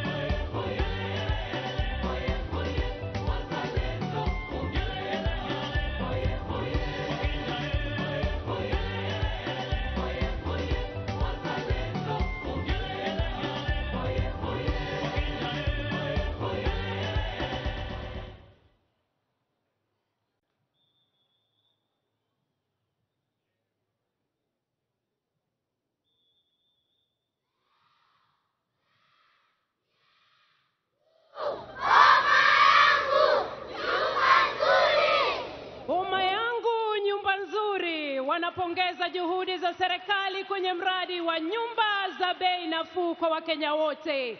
Tuwape makofi mazuri tena wanafunzi wetu tafadhali.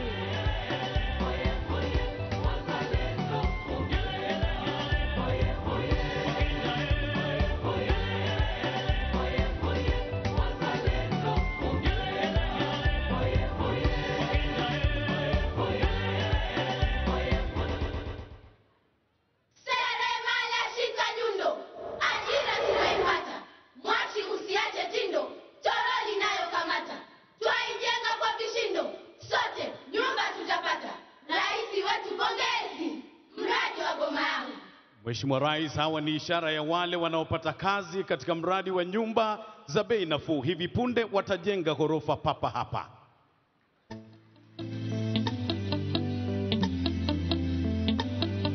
Leo inavyomeremeta,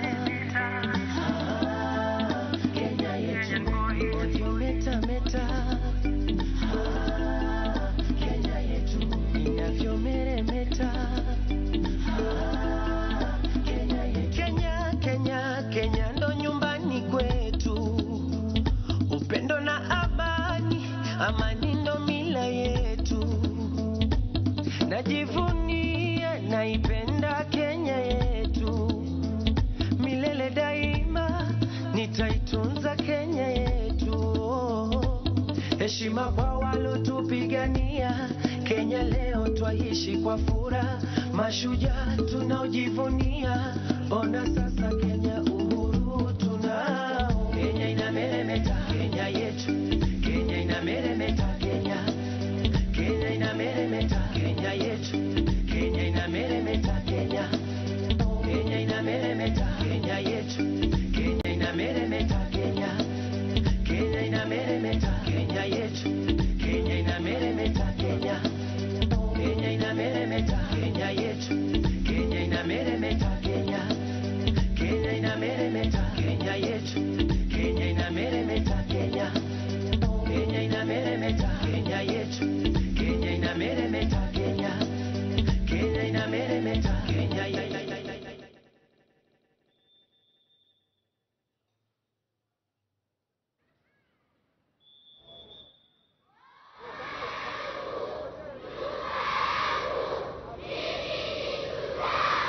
Ya Mheshimiwa Rais, jengo ndilo hilo la ghorofa 4, mlango ukiwa karibu na jukwaa lako, na sasa hivi litafunguliwa rasmi hapa Mheshimiwa Rais. Ukiangalia wapi makofi na vigelegele.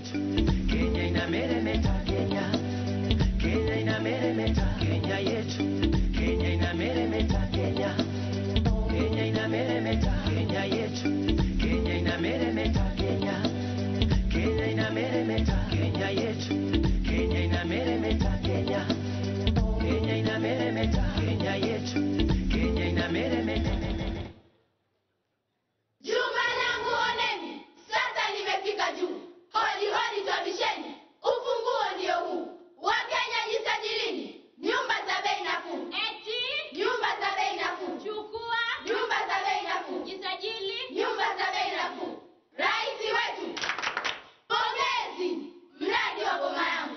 Hivi sasa Mheshimiwa Rais, kijana huyo mwenye koti zito ana azma ya kuwa rais kama wewe. Sasa anakwenda kufungua jengo hili ambalo ni nyumba za bei nafuu. Anachukua makasi, anakata utepe, tumshangilie kwa makofi. Anakabidhiana ufunguo, anaingia ndani kufanya ziara. Mheshimiwa Rais, pale ndani kuna bedsitters, kuna 1 bedroom, kuna 2 bedroom, na zote zina stima na maji na zimesafishwa kweli kweli. Wapi vigelegele wananchi? Kenya inameremeta, Kenya. Tuwape makofi mazuri watoto wetu wanapoondoka uwanjani baada ya burudani hiyo kubwa. Makofi mazuri wananchi. Wakenya na tuamuke. Na kama unaipenda Kenya, na kama unaipenda Kenya,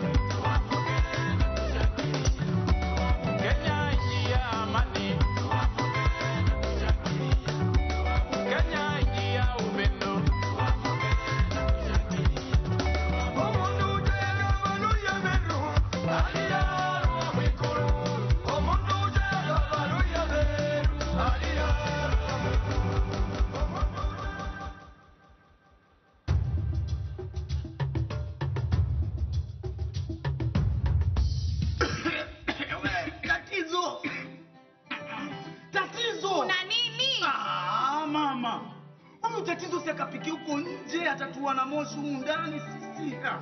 Mama, uniform zangu zanuka moshi kila siku na cheko huko shule. Sasa mama nikapike wapi na nje kuonyesha? Nyinyi nanyi, Mwataka mwenzenu akapike wapi na mwaona haswa nje kuonyesha? Alafu mama mimi sina huru kwa hichi chumba. Na ndo maana niliwaambia, mwambieni baba yenu ajenge nyumba kubwa.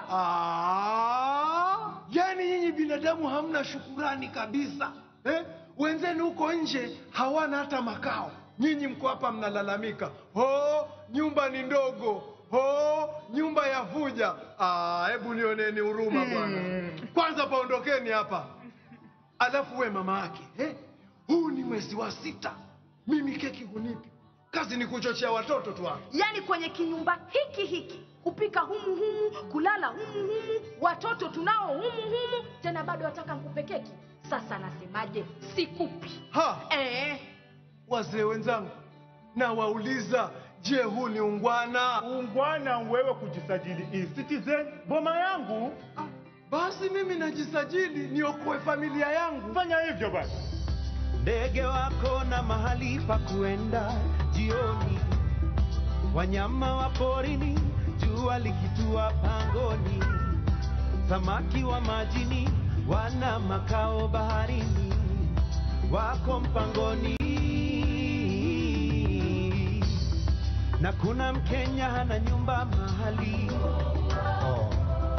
na zile ziko hawezi kumudu bei ghali, analilia serikali, ategemea serikali. Tuanzeni kujenga, watoto wetu wasikose mahali pa kwenda. Chukua mawe na simiti, weka kwa mabega. Tunajenga.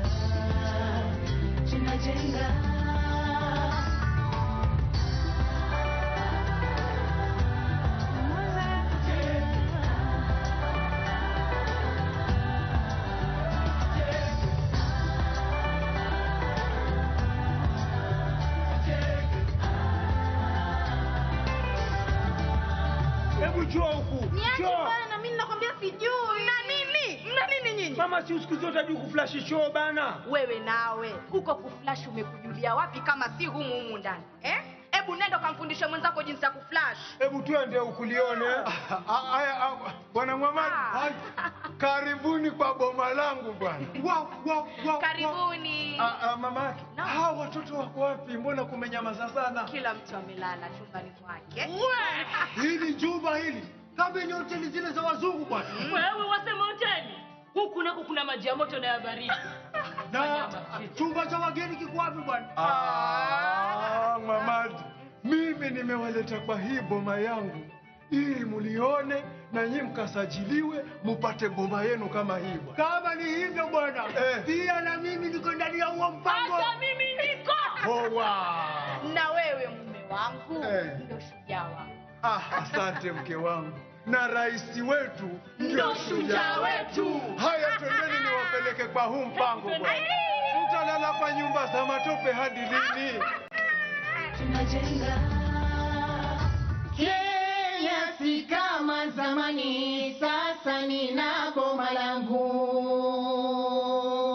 Pongezi kwake raisi kuleta mradi huu. Hizi nyumba sio ghali, bei zake si za juu. Hata asiye na mali ameipata nafuu. Kenya si kama zamani, sasa nina boma langu. Kenya sasa ni tajika kwa yake maendeleo. Wakenya twafarijika, kimepanda chetu cheo. Maboma yetu hakika yamekuwa ya kileo.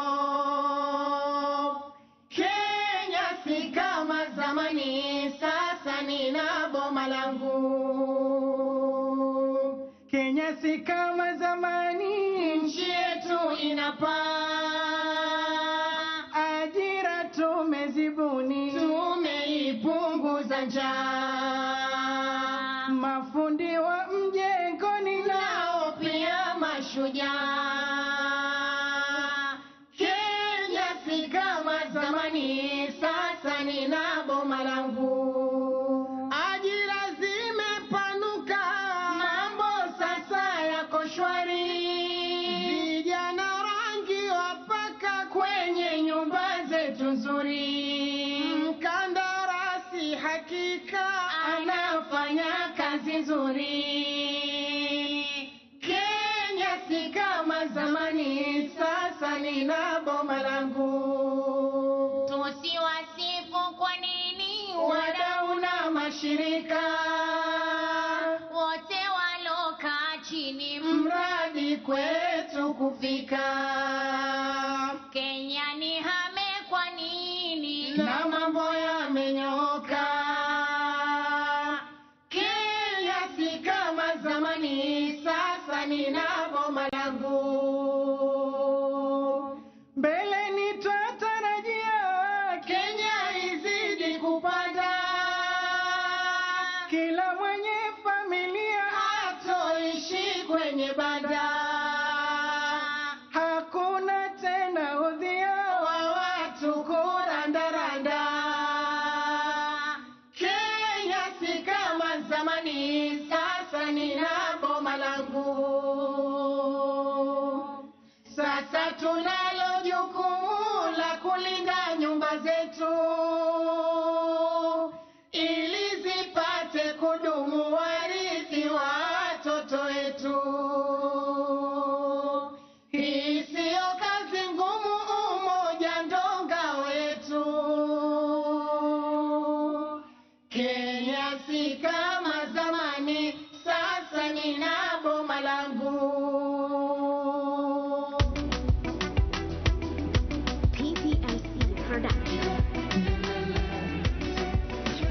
Bendera yetu inapepea dira kwa uzalendo na amani, mashallah.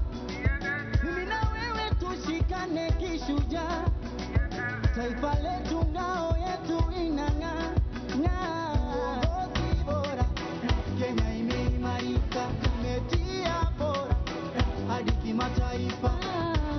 Twapambana, twashikana, sote pamoja, twasikizana, katika tumeimarika, cheza mziki burudika, tumebarikiwa.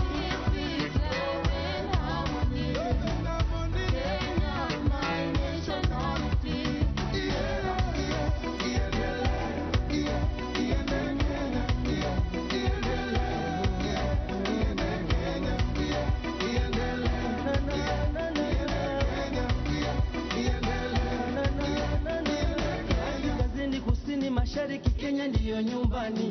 Meniheshimisha, siwezi pokea lawama. Amani, upendo, umoja na mengi maendeleo, tumeimarika, sijisikii jangwani. Areka jenzi ya bire maalum wazigolole. Kenya ni nchi iliyo yangu koma na zilale. Alume huo, ache hoya. Alume huo, ache hoya.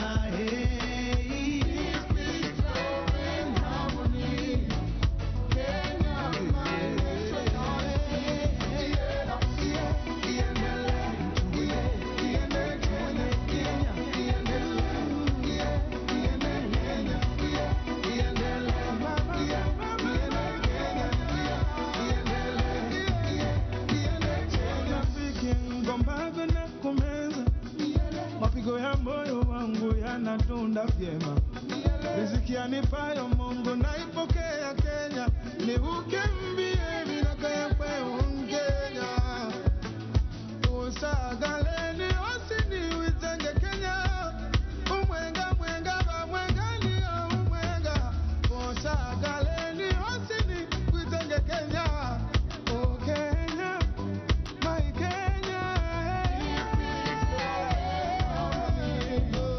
Kenya, my nationality. Yeah, yeah.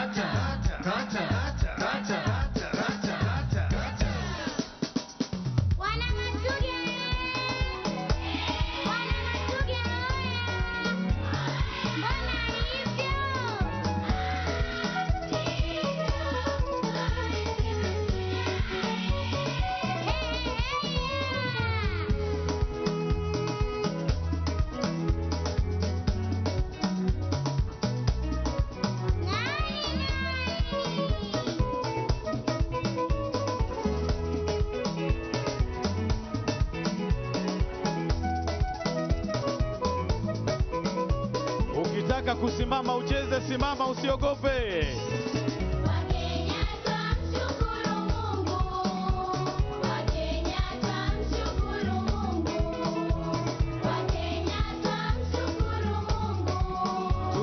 Tusimame jamani.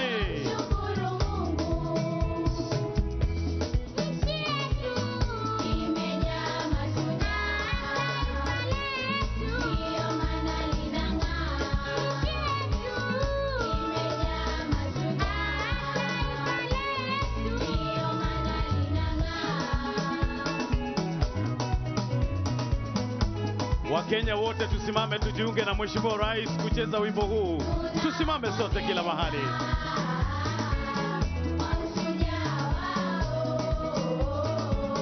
Kenya imependeza.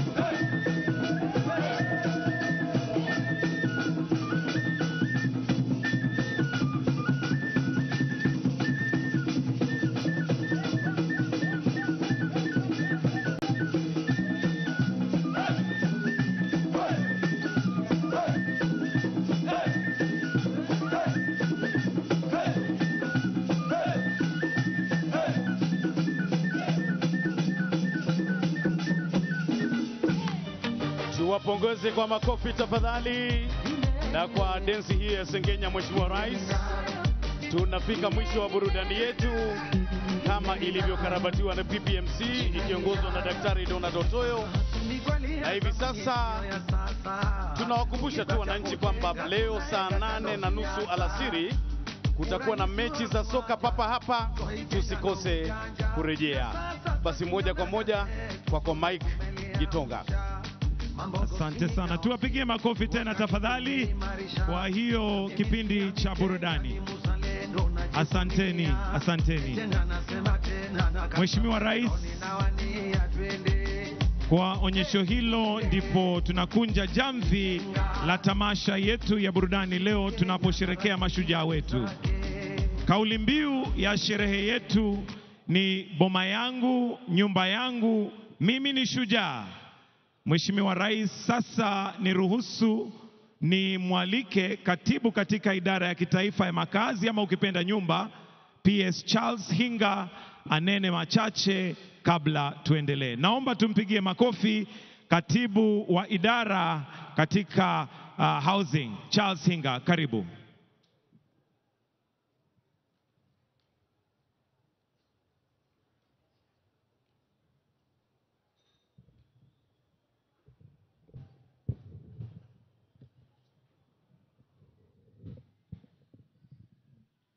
Your Excellency, the President of the Republic of Kenya, Cabinet Secretaries here present, distinguished guests, God is good.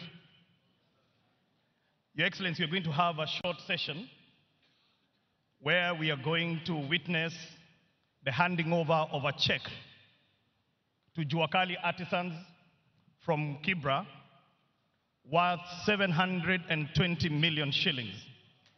So allow me to invite the contractor, Mr. Samit Gelot, and the chairman of the Kibra Juakali Association, Karl Aura, to come. And with your permission, Your Excellency, I'll request that you come so that you can hand over the check to the Juakali artisans. Karibu.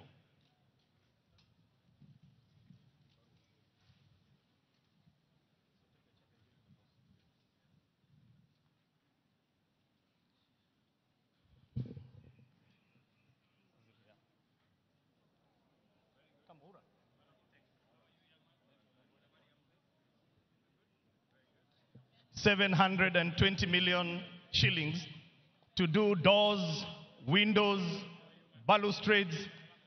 This is real work, and it will benefit about 300 Juakali artisans in Kibera. Makofi tafadhali. Thank you so much, Your Excellency. Your Excellency, the affordable housing program is not about four walls and a roof. It is about dignifying our people, and it is about giving opportunity to many unemployed Kenyans. Your Excellency, as you will see, the Juakali Association of Kibra is just but a fraction of what we have provided to all the Juakalis. In all our 75 active sites in the country, the Juakalis, the local Juakalis are being involved. And so far, we have given them 4.4 billion shillings worth of work. And Your Excellency, in 2022, you said that one day this country is going to look like a construction site. Indeed, it is looking like a construction site. Your Excellency, at the heart of this program are people. People that have dreams and aspirations. And by the mere fact that we share the umbilical cord of being called Kenyans, they deserve the dignity that some of us have. And that is why, Your Excellency, I would like to invite Stanley here, a young man from Kibra. He is the chairperson of the what is called SEC. This is the organization that is organizing the communities so that they can be able to get these houses. Stanley, come for a few minutes and share your story.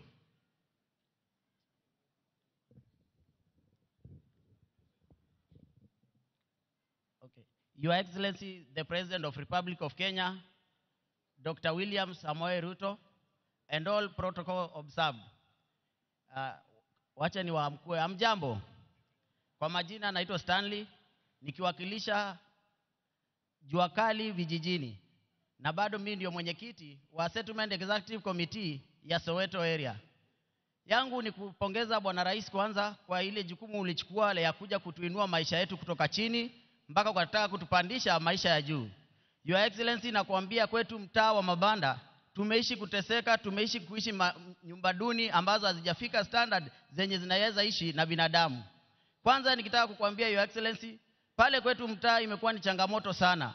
Wakati unasikia wiu kwako utafikiria ni ambulance inakuja mtaa, lakini hiyo ni zimamoto. Your Excellency, imekuja kutusaidia kuzima mtaa wetu wa mabanda.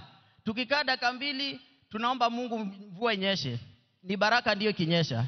Lakini kwetu Your Excellency, mvua ikinyesha ni chanzo za shida zetu kubwa. Tunabebwa na mafuriko, maji inaingia, tunatega na besheni kwa nyumba. Tunaishi maisha yenye ni ya kufinyika, ya kuhangaika na kuteseka kila mara Your Excellency. Lakini kwa hii mradi ya boma yangu na hii affordable yenye umetuletea Your Excellency, nyumba zetu huko tunaona mtaa zimeamka na tunatarajia tunakaa nyumba mzuri yenye iko na stima, iko na maji, iko na shower na hata kitchen iko kando. Mheshimiwa Rais, ukiangalia kwetu pia Your Excellency, nataka kueleza nyumba yetu venye iko. Unapata nyumba ni moja, baba na mama wako hapo, kitchen ndio hiyo hapo. Yenye imetofautisha kitchen ni curtain imepita tu katikati. Watoto uko nao hapo ndio wanachezea tu kwa nyumba. For real Your Excellency, imefika mahali unapata kwetu mtaa unapata mtoto wa miaka 10 huwezi mfunza kitu kuhusu maneno na sex kwa sababu zimechezewa hapo ndani, zimeonekania hapo ndani. Haina dignity Islam Your Excellency. Na ndiposa nimekuja kukupongeza kwa hiyo mradi yenye umetuletea huko, na hata hii Jua Kali yenye umetuletea ambapo imeshikilia uchumi wetu ya huko Soweto sana, hasa huko vijijini. Watu wameajiriwa, watu wamepata ajira, na si ajira kupata mshahara peke yake Your Excellency. Hao watu wanawekeza kidogo kidogo ndiposa pia wafikishe ile percentage ya wapate na wamiliki nyumba. Si kujenga nyumba pekee, mbali hata watajenga na wamiliki. Hiyo ndio Rais nimefurahia kutushikanisha hapa, na nikasema ikiwa ni hivi Your Excellency umeanza hivi na imekubalika Kenya mzima, tushikilie, maana wewe ni mtetezi wa wanyonge, wewe ni mtetezi wa mahasla, na hivyo yote watu wote wa kijiji wanasema hakika wewe ni shujaa wetu. Shukran.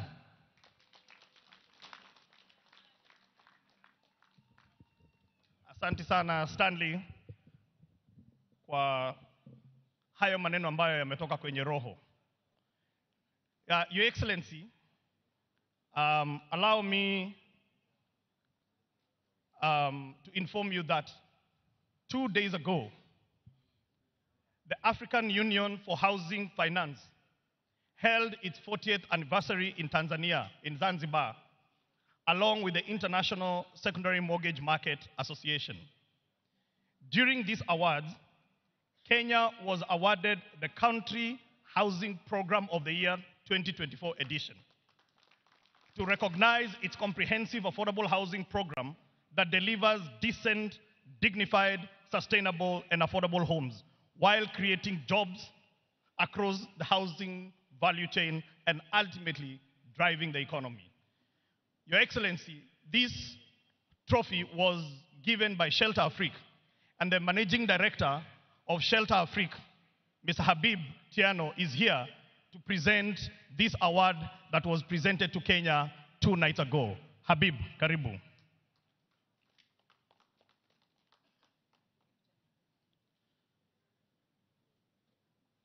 Welcome, Habib. Okay. Your Excellency, the whole world is recognizing.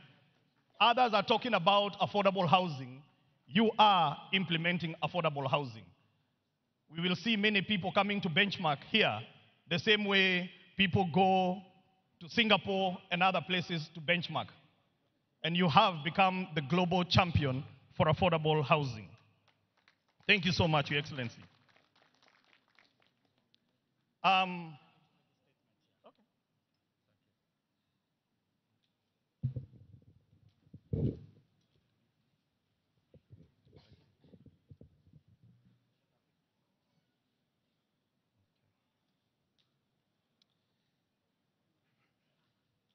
Your Excellency, on this Heroes' Day, we honor the courage, resilience, and determination of the Kenyan people, the true heroes who continue to shape the nation's future.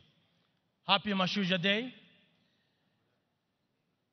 Your Excellency, I'm honored to congratulate you on Kenya's recent recognition this week, 2 days ago, at the Affordable Housing Awards, AHA 2024, of the African Union for Housing Finance 40th Anniversary Gala in Zanzibar, Tanzania, of which Shelter Afrique Development Bank is a proud partner. At the AHA Awards of the AUHF, Kenya was awarded the Best Country Housing Program across the continent for 2024.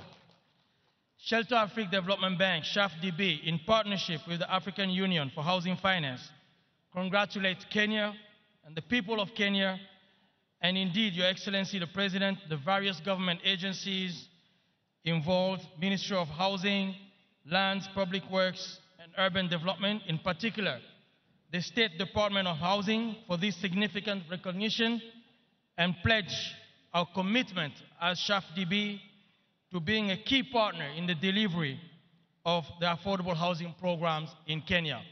Once again, congratulations, and we're looking forward to replicate this model across the continent. Excellency, thank you very much, and congratulations.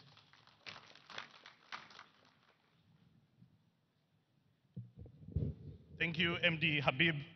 And Your Excellency, just to recognize that Kenya is the biggest shareholder of Shelter Afrique. Your Excellency, allow me, before I take my seat, to recognize 60 student leaders that came to Kwale from all over the country.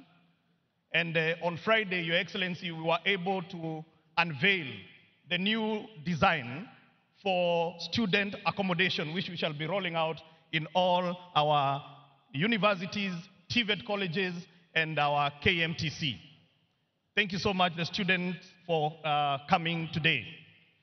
Last, Your Excellency, allow me to introduce a group called Wadaglis, who are going to give us a number, Wataanguka na Nyumba. Karibuni.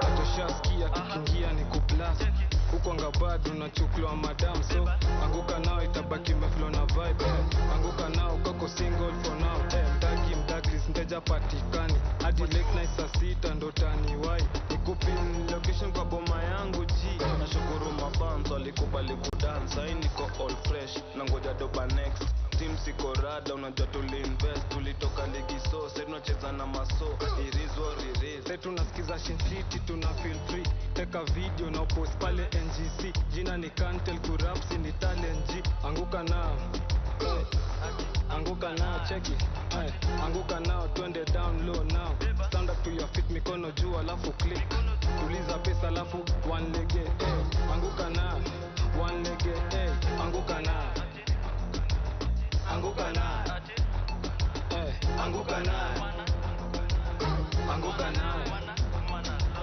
Anguka nayo kama uko na new cut, anguka nayo kona pati na magwash, anguka nayo round 2 kwa hii bash, anguka nayo ati, anguka nayo ati, anguka nayo, anguka nayo, anguka nayo,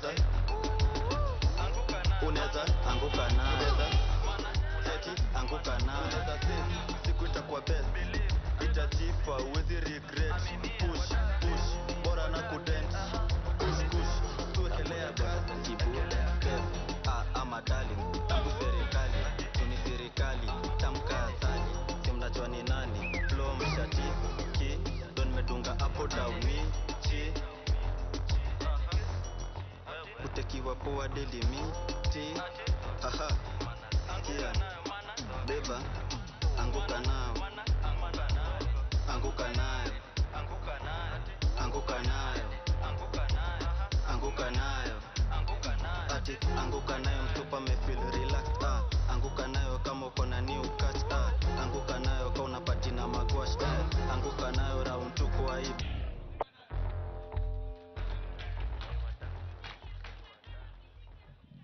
Haya, tuwapongeze wakianguka nayo. Tumemwona His Excellency pia anaanguka nayo.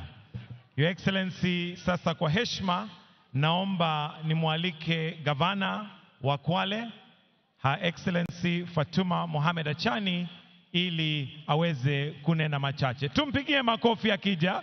Karibu gavana.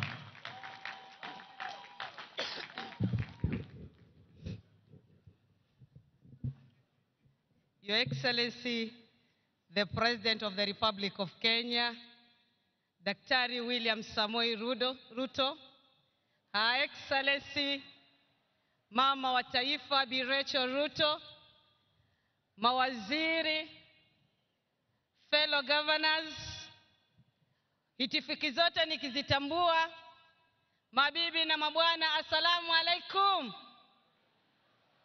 Bwana asifiwe.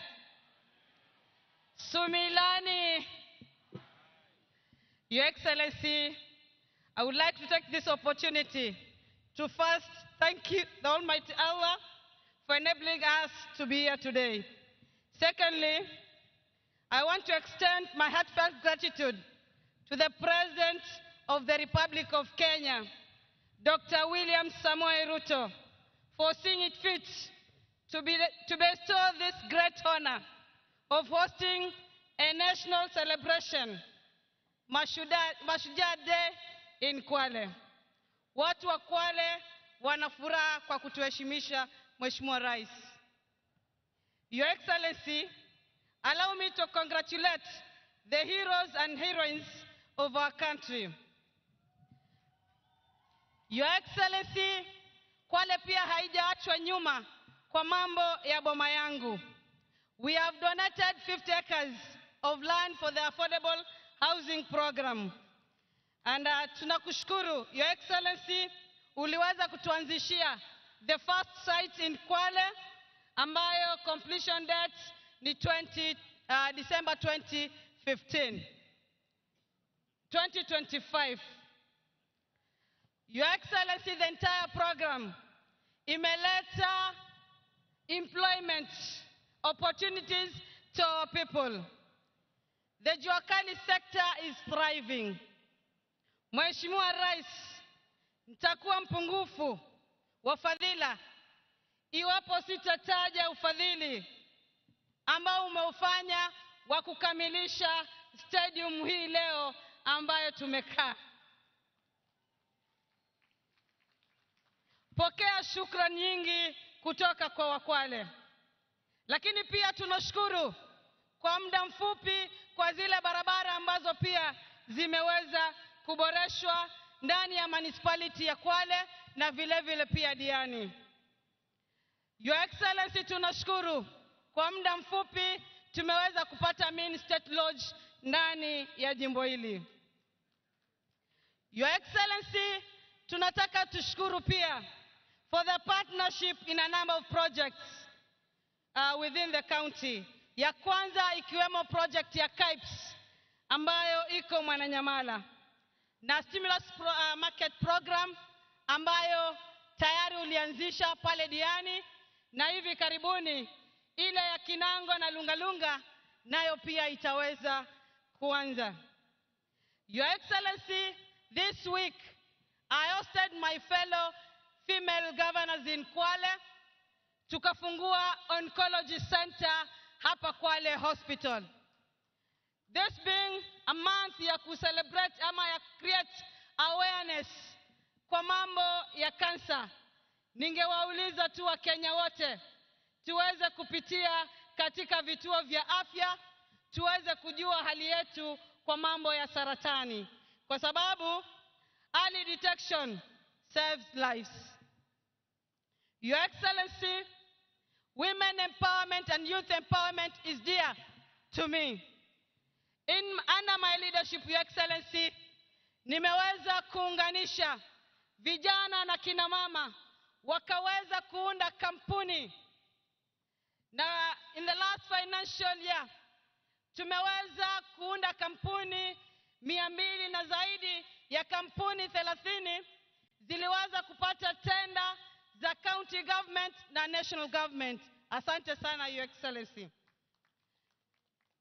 Your Excellency,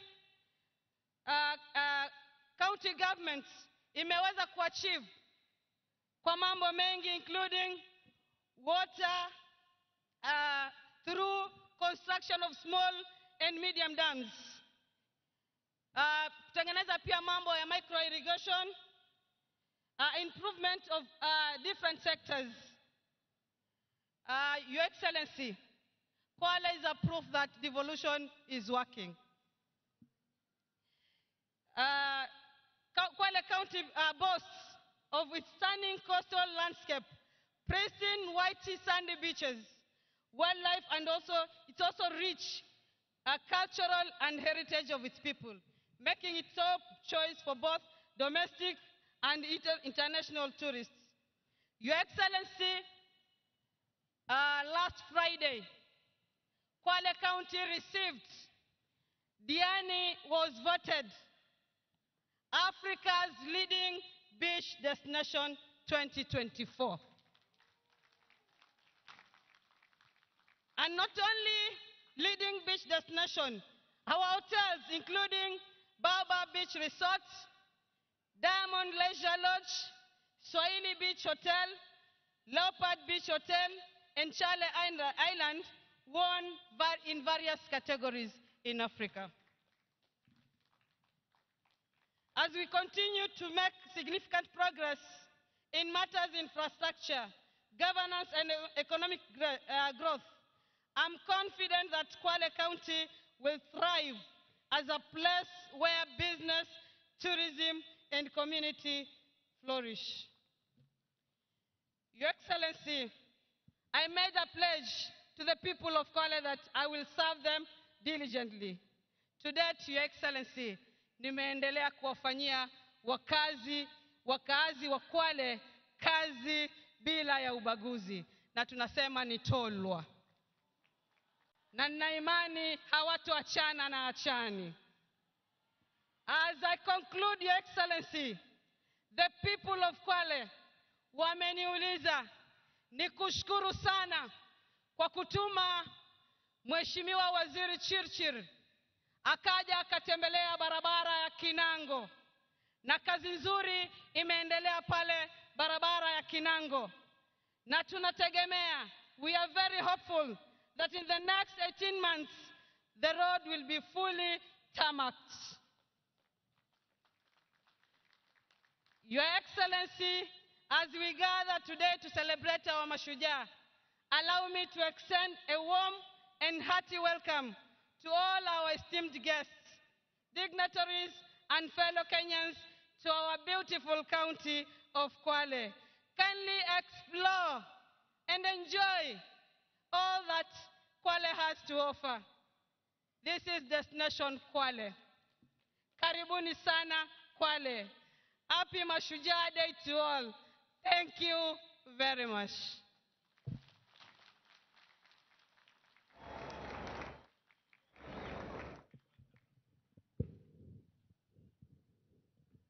Tumpigie tena makofi. Nasikia hapo wanasema hatuachani na achani. Wapi makofi ya governor? Asante sana governor. Your Excellency, with your permission now, allow me to invite His Excellency, the Prime Cabinet Secretary, Honorable Musalia Mudavadi, who will in turn invite His Excellency, the President. Tumpigie makofi tafadhali. Welcome, sir.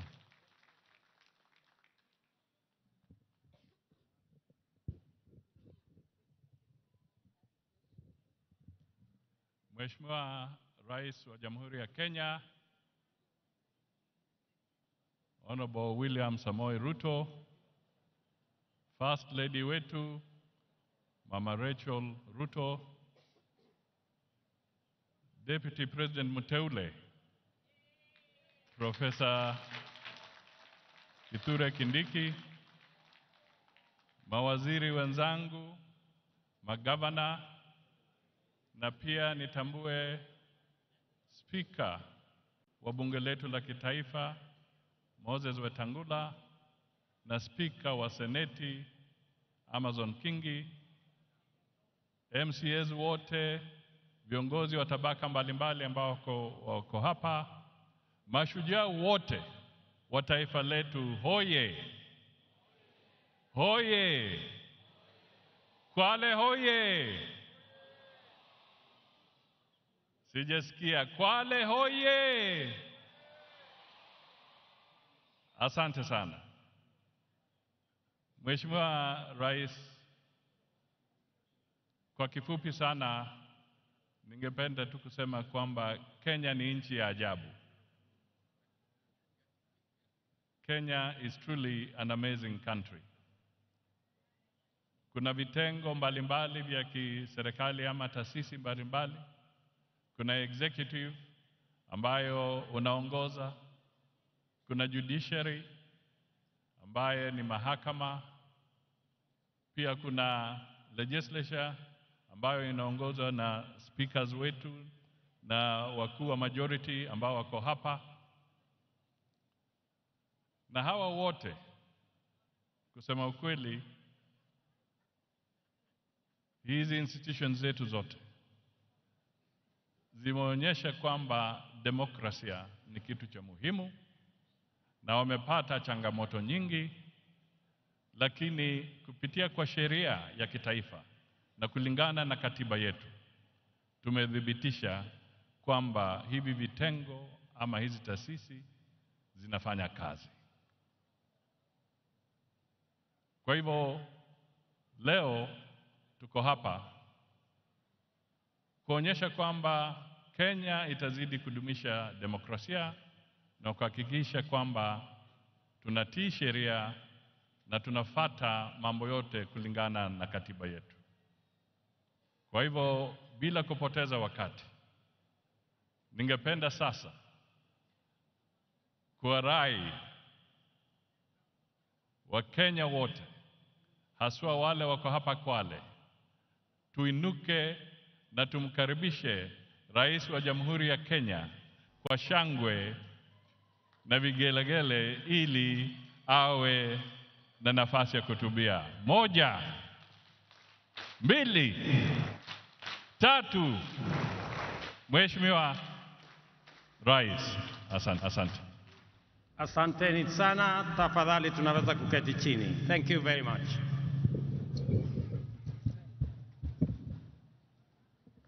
Viongozi wote wenzangu na watu wa Kwale, hamjambo. Kwale hamjambo. Kwale, assalamu alaikum. Bwana Yesu asifiwe. Similani. Mjisimila. Malamazo. Mvula ya pevo. Mloganji. Mloganji. Similani. Ndugu watu wa Kwale, kwanza nataka niwapongeze wananchi wa Kwale na wananchi wa taifa letu tunayoipenda Kenya kwa kutukaribisha katika sherehe hii ya Mashujaa 2024 hapa Kwale. Nataka nimpongeze viongozi wote waliofika hapa. Nataka nimpongeze pia niwapongeze pia viongozi wote wa Kwale hii wakiongozwa na Mama Governor Fatuma Achane.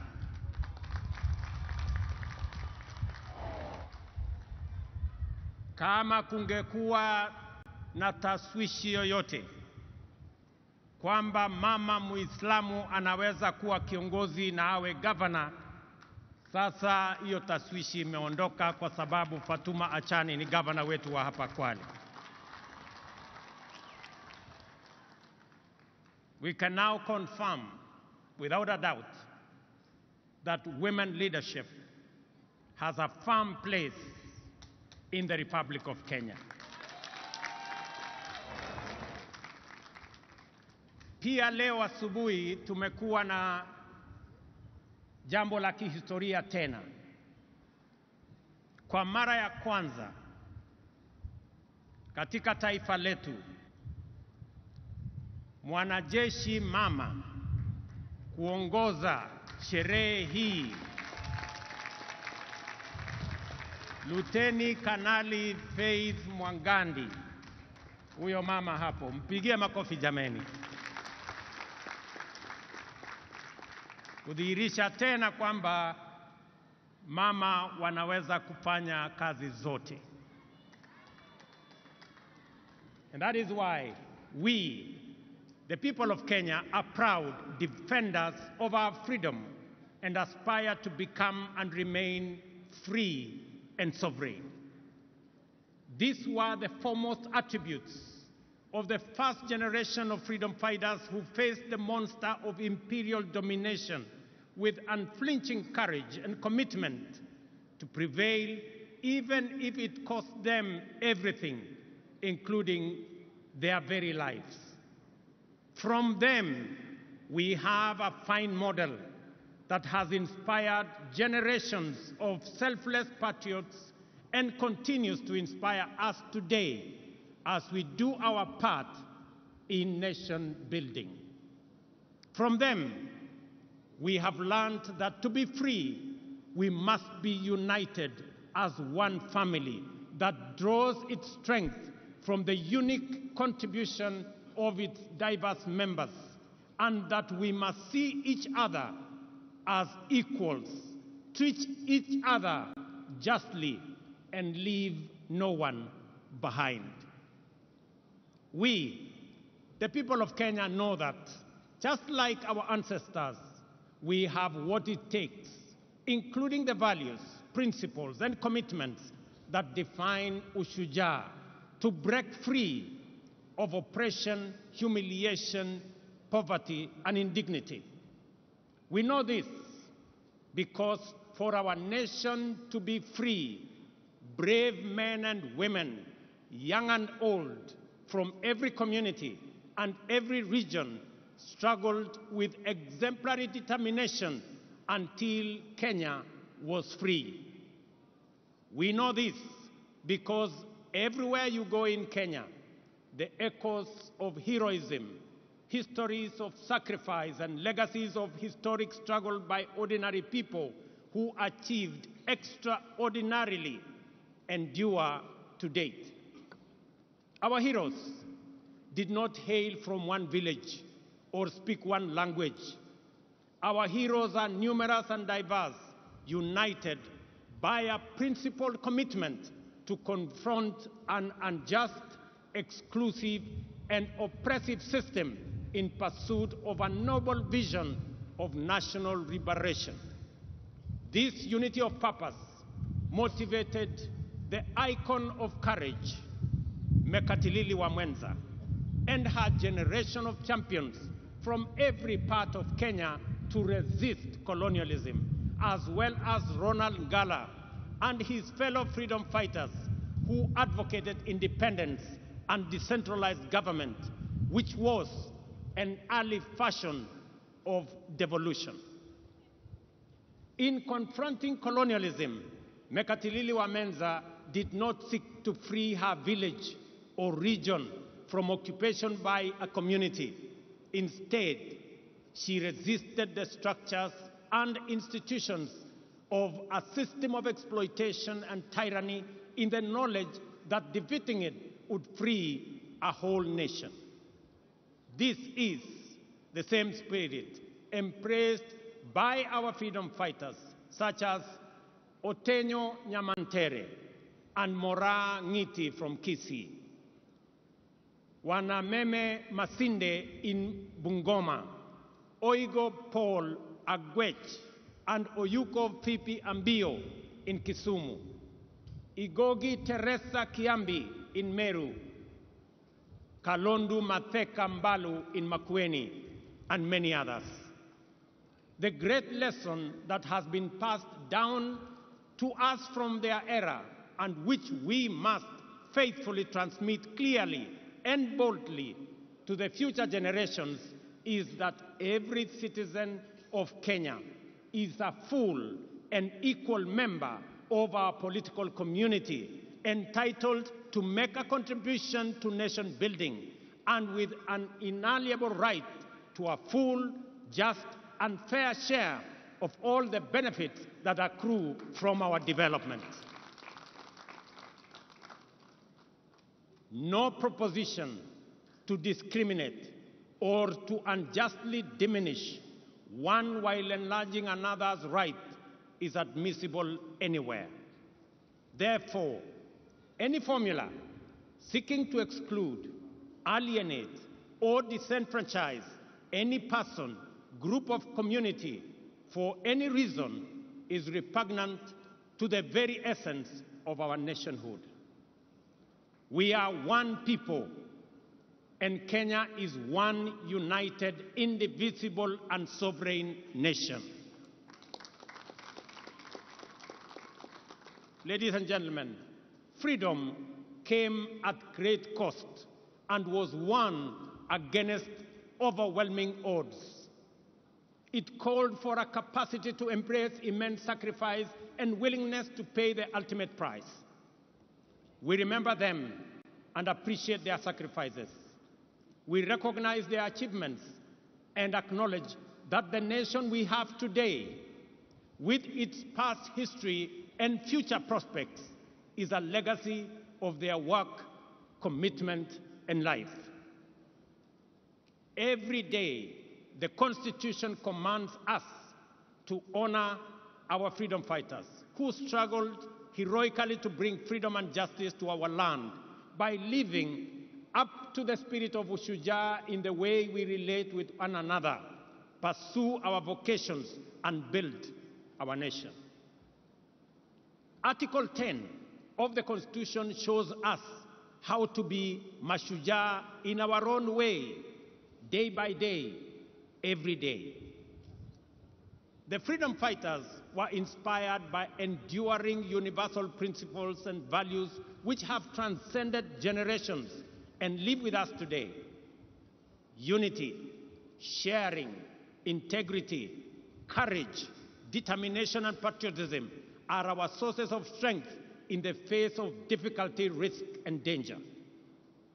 The struggle for freedom is the overwhelming and everlasting mission of humanity, because in freedom lies the opportunity to achieve peace and democracy, health and wealth, justice and dignity, equality and inclusion, as well as unity in the pursuit of prosperity individually and collectively. Freedom is the key that opens the door to sustainable progress in every sector. That is why today we are a modern, competitive economy and a developed democratic society. Our freedom has allowed us the space to grow and perfect our nationhood, sustaining the spirit of freedom to evolve from the monopoly of liberation movement into a dynamic, pluralistic society where competition makes us stronger. Since the ultimate goal of freedom is sustainable development, the heroic struggle of our time must focus on achieving this through inclusive growth. The Mashujaa of our era calls for urgent mobilization to create wealth and jobs, reduce poverty and inequality, and protect our environment. The dedication we bring to these tasks will determine how well we uphold the legacy of Mekadilili, Wamenza, and other freedom fighters. This fact is abundantly clear to us. The persistent unemployment, severe poverty, increasing inequality, and general gross underdevelopment are not only undesirable, but are also unacceptable derogation from the legacy of our Mashujaa and the spirit of our intergenerational commitment to freedom. Recognizing this, the government formulated a plan aimed at enhancing dignity and security, creating wealth and expanding opportunities by increasing investments in infrastructure development, essential service delivery, and the productivity of key strategic sectors. The bottom-up economic transformation agenda is Kenya's economic freedom charter, which mobilizes unprecedented levels of investment into the most impactful sectors in providing essential public services inclusively and affordably, multiplying incomes and creating millions of new, good jobs for our many well-educated and highly skilled young people. The priority sectors identified as the strategic pillars of the bottom-up economic transformation agenda have enabled us to galvanize the national development agenda by mobilizing local and foreign investments, significantly improving the reach, efficiency, and impact of services, and creating jobs at a sustained incremental rate. We are driving agricultural transformation through major interventions across all value chains, including fisheries and aquaculture, horticulture and food crops, livestock, beekeeping, and rangeland development. Investments are being made to boost production and supply of quality inputs, provide extension services, reduce post-harvest losses, and maximize returns for producers. These efforts are aimed to increase economies of scale through aggregation, agro-processing, value addition, and exports. Let me announce to farmers across Kenya that we have just concluded the process of procuring the next consignments of fertilizer and assure them that the fertilizer that we have will continue to retail at 2,500 as we committed ourselves.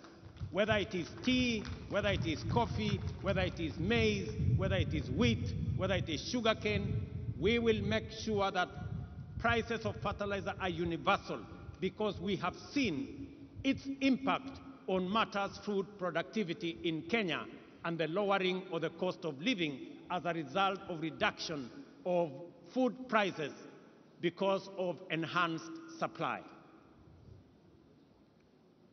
Fellow citizens, in the digital economy, we have invested in developing digital and ICT hubs in all wards and expanding last-mile fiber connectivity across the country, reaching areas previously considered remote and underserved. I must congratulate members of parliament across Kenya for being partners with us in this effort.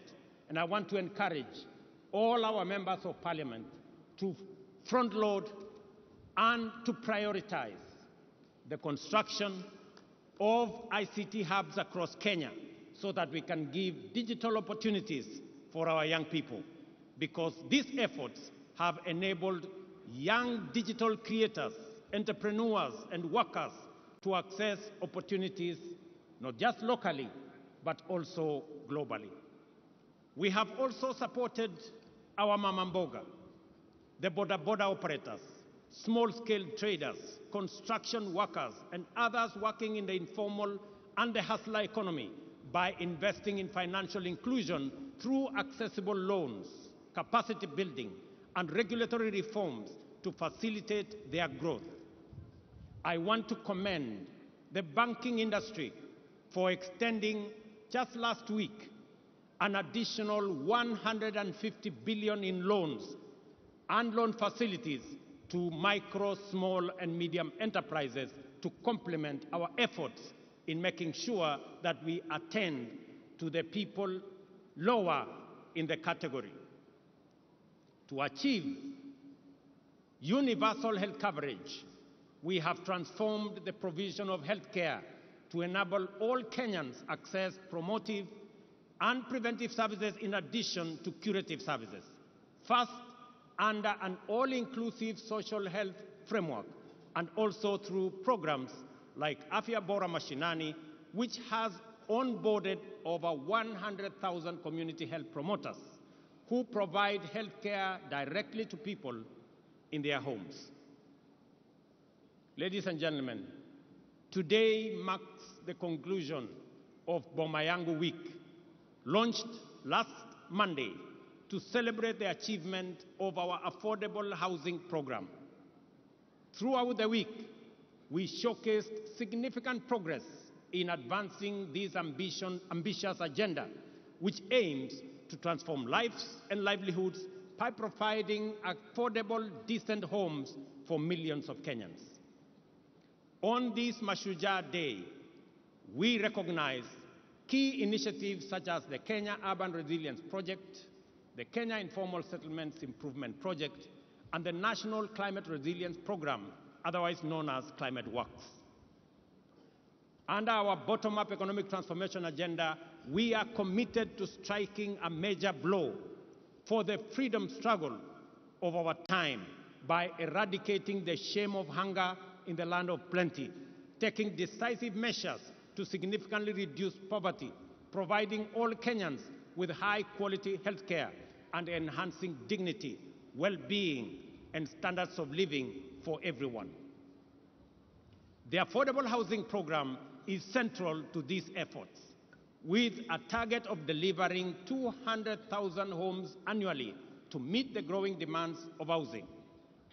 This initiative aims to tackle the deficit that has left many Kenyans living in insecure, unsanitary, and poorly constructed dwellings, and also fostering the growth of sustainable communities and generating jobs and opportunities across many other sectors.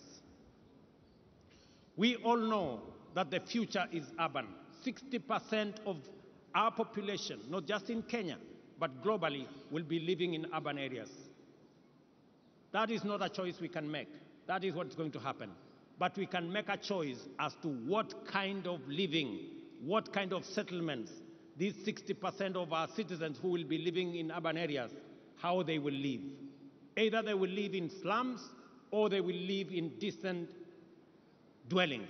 It is our choice and the choice of our generation to make sure that when we undergo this process, which is inevitable, and we have communities that are urban, they will be living in decent livelihoods.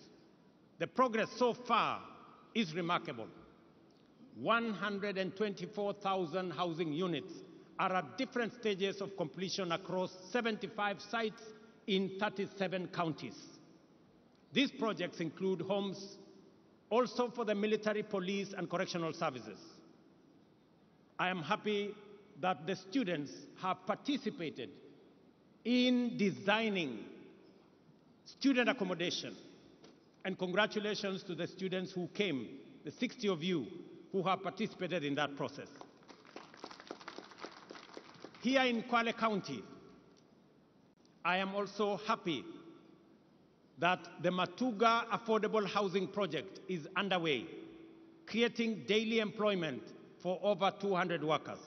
Similarly, the Diani White House project is under construction and is also generating more jobs and more opportunities. Boma Yangu, a key platform in the program, exemplifies our commitment to economic empowerment and improving Kenya's quality of life. This online portal aggregates housing demand with over 547 registered users, of whom 52,000 have collectively saved more than 2.3 billion towards home ownership.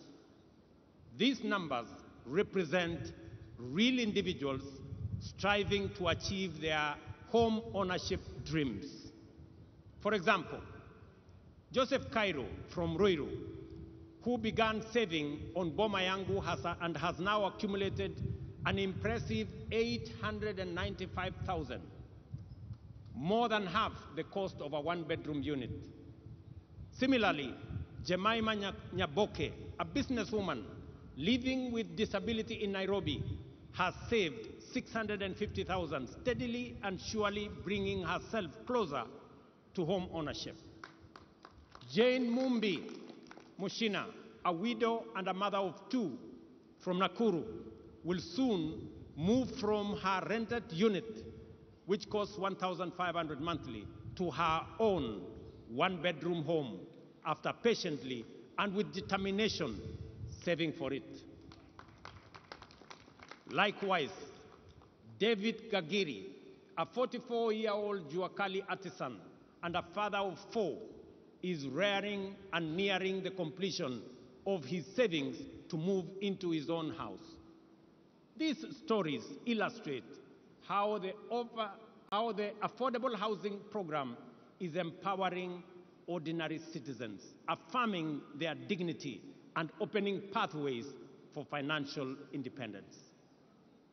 In December this year, just a few months from now, we will achieve a major milestone by handing over 1,080 new studio units at the Mukuru Meteorological Site in Nairobi, with mortgages priced at $3,200 per month.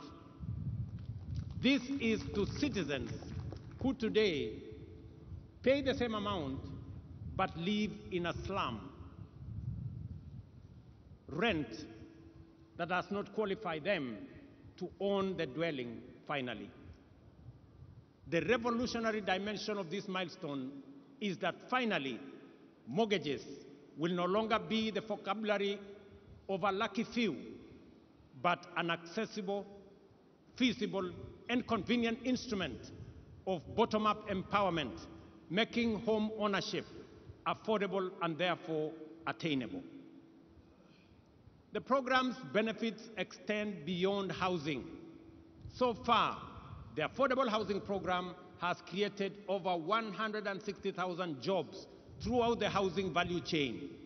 While the industry remains predominantly male, we are working to increase female participation to 30%, up from the current 20%.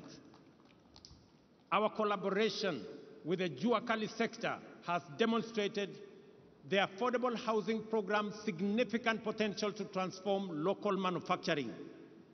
In Kwale, over 200 artisans are providing essential services at various sites, fabricating components such as doors, windows, and cabinet fittings. The success of involving worker cooperatives and artisans has strengthened our commitment to support local businesses. You heard the governor of Kwale enumerate the number of companies that now work with us. To facilitate this further, the government has allocated Kenya shillings 4.4 billion specifically for payments to MSMEs supplying goods and services under this program. I was especially proud to witness the signing of the 720 million subcontract awarded to Soweto High-Rise Fabricators and Woodworkers Association in Kibra, just the event that you saw us here this morning.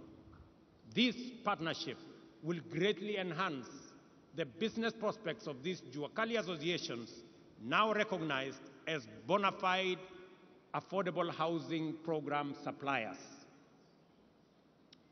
Ladies and gentlemen, on this day, it is important for us to remember that the objective of the freedom struggle was for the citizens of Kenya to have full rights and opportunities to live in dignity and achieve a high standard of living with security, health, and wealth.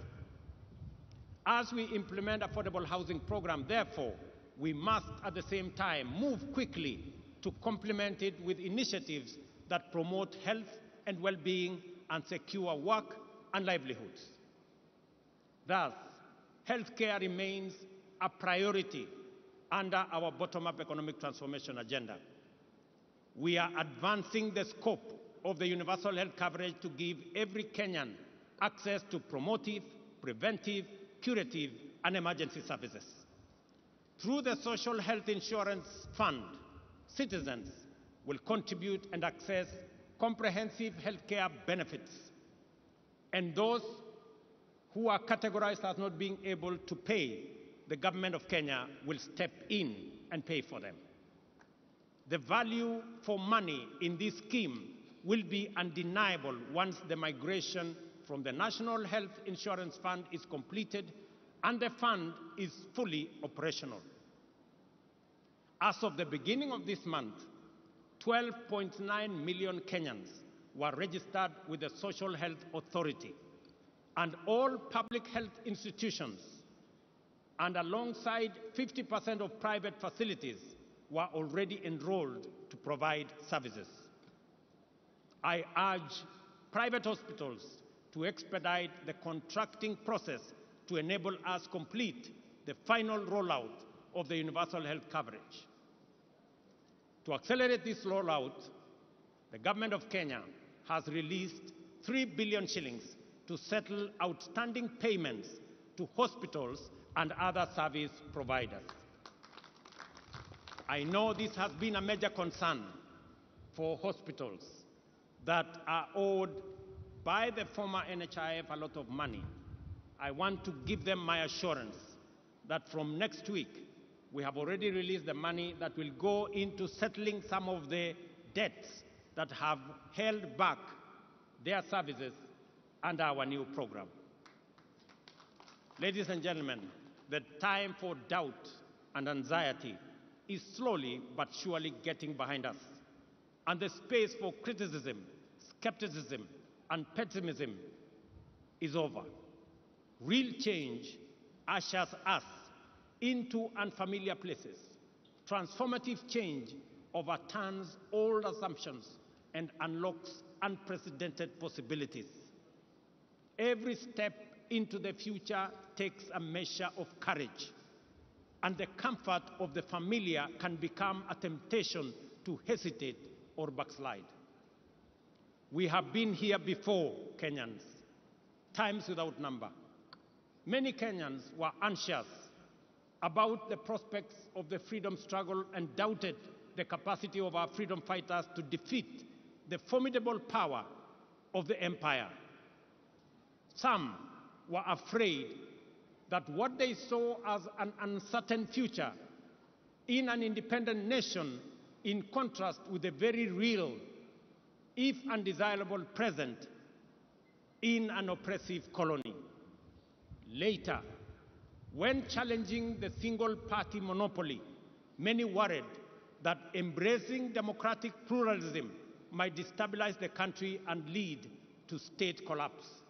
More recently, some hesitated as we took a leap of faith into a new dispensation, fearing that devolution could fragment the nation and that strong checks and balances might render the republic ungovernable. Despite these concerns, here we are, stronger than ever, facing the future with greater confidence and building a strong nation that is respected for its positive contribution, not just at home, not just regionally, but also globally.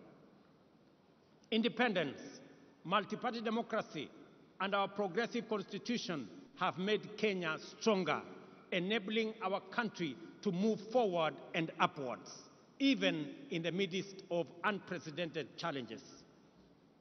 What we have learned from Kenya's history of freedom struggle is this: we must not allow the fear of change to imprison us in the past, and we must have greater faith in our collective capacity to achieve inclusive transformation and usher in progress that leaves no one behind. I call on all Kenyans.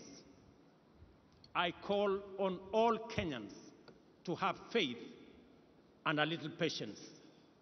In matters of weeks, or in a matter of weeks, SHIFT will be serving us efficiently and making the dream of universal coverage come true. I am aware that during this transition period, employees of the former National Hospital Insurance Fund will be managed in accordance with the provisions of the Social Health Insurance Act of 2023. I want to assure all the former employees and those now serving under our new outfit that no one will lose their jobs, and that I appreciate their dedication and service during this transition. We will make sure that everybody who has served in the former outfit is transitioned into the current outfit. We have implemented strong institutional and strategic measures to extend the impact of universal health coverage by developing the biomedical, pharmaceutical, and medical supplies production industries.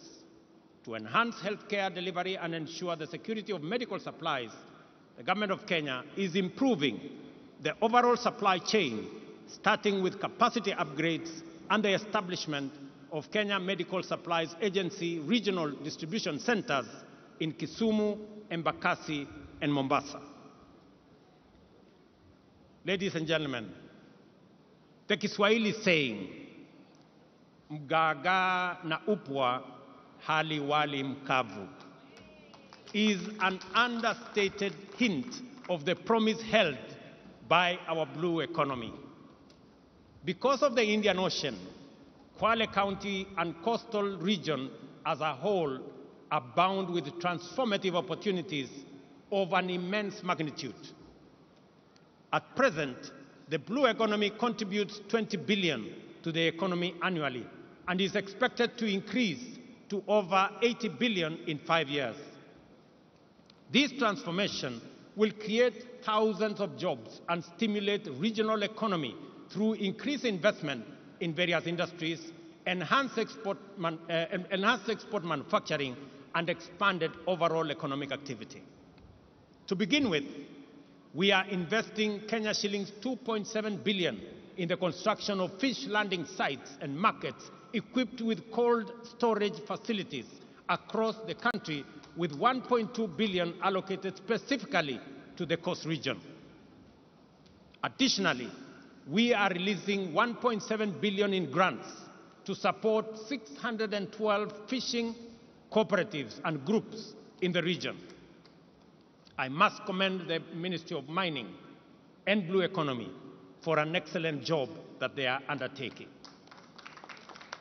The Shimoni Port, Kenya's first dedicated fish port, is now 82% complete.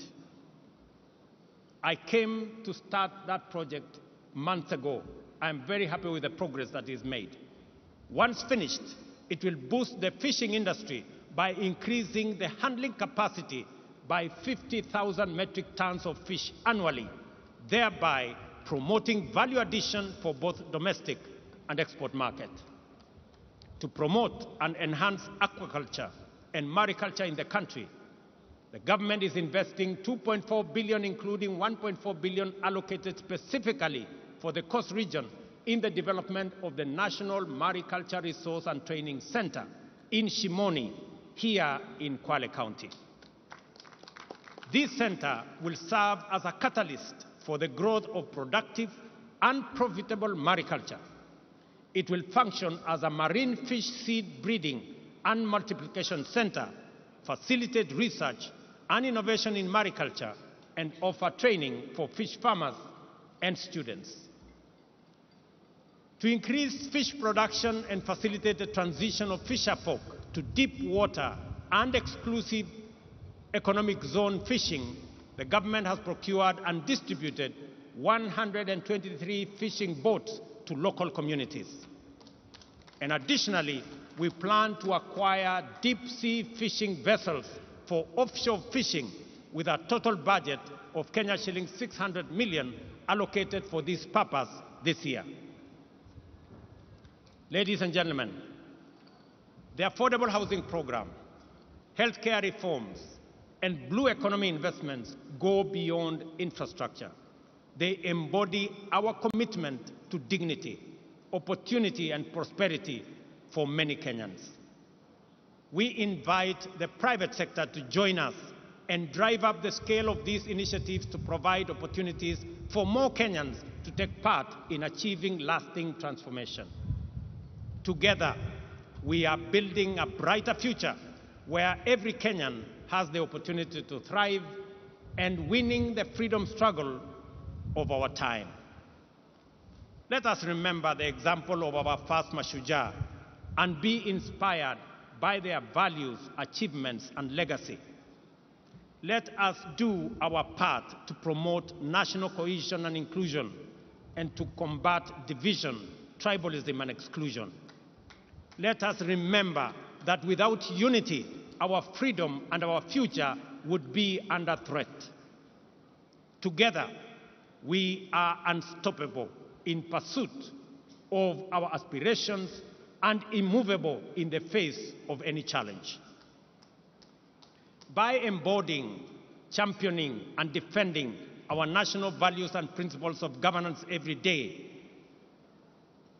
we will be able to live up to the monumental legacy of Mekatilili Wamenza and other heroic men and women who blazed the trail for the patriots who followed and built a nation that present and future generations will be proud of.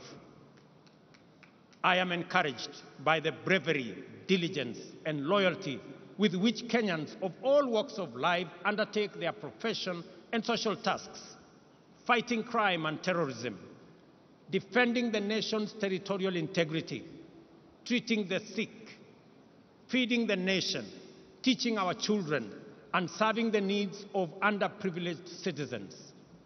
To you all, I convey the gratitude and appreciation of all Kenyans.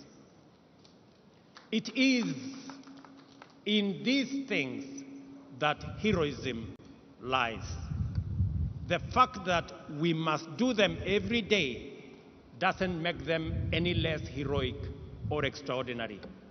Mashujaa is doing ordinary things in extraordinary ways. Therefore, whatever our vocation, let us apply ourselves with zeal, because that is how great nations are built. Ladies and gentlemen, watu wa Kwale, ndugu zangu watu wa Kenya, nimefurahi sana kuwa kati yenu katika sherehe hii ya muhimu, sote tukiungana na tukihakikisha kwamba kazi ya kila mtu isidharauliwe na mwingine.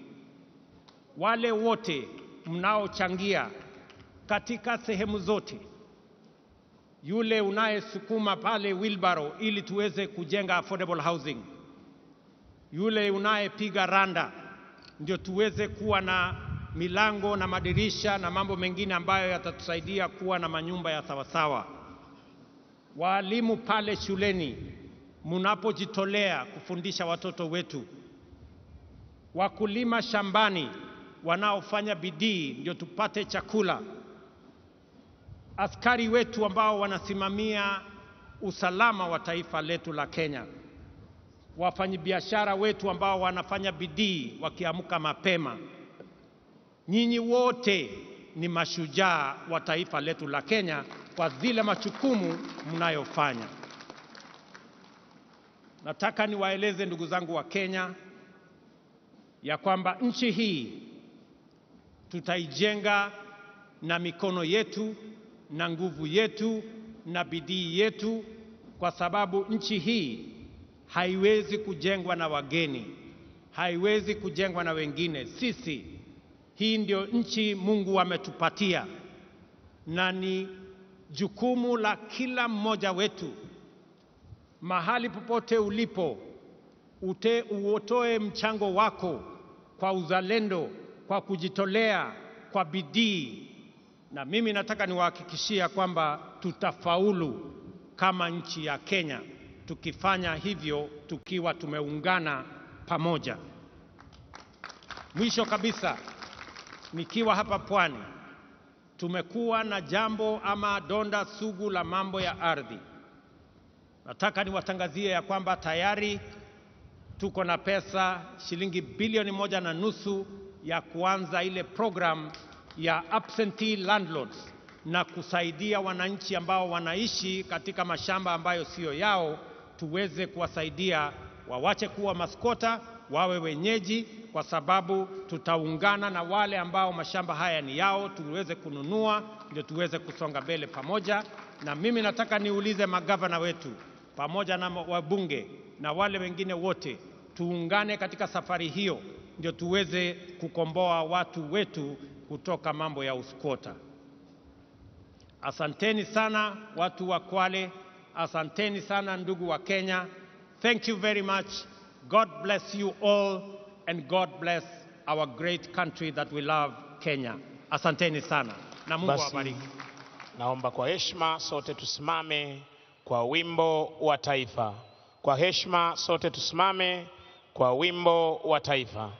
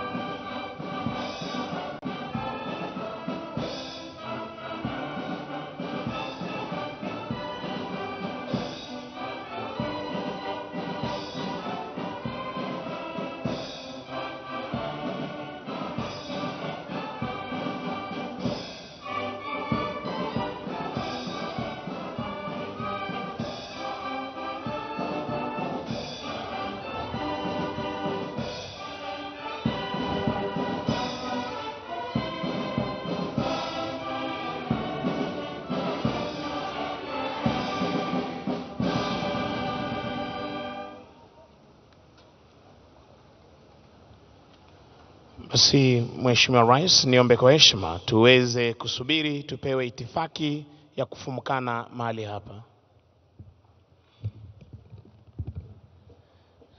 Nitaomba kuomba sasa kuwaelekeza viongozi kutulia kwenye jukwaa rasmi ili tuweze kuelekezwa. Nitaomba sote sasa tuwe watulivu ili tuweze kumpisha msafara wa Mheshimiwa Daktari William Ruto, Rais wa Jamhuri ya Kenya na Amiri Jeshi Mkuu wa Majeshi ya Ulinzi, Mama Taifa Mama Rachel, wakisindikishwa na Mkuu wa Majeshi ya Ulinzi. Nitaomba sasa msafara wa Mheshimiwa Rais kuweza kuletwa, tukimshukuru kwa kushiriki nasi siku ya leo katika sherehe ya Mashujaa hapa kwenye eneo gatuzi la Kwale. Asante sana Mheshimiwa Rais, wewe ni shujaa. Tutatulia tuweze kuelekezwa kwa taratibu.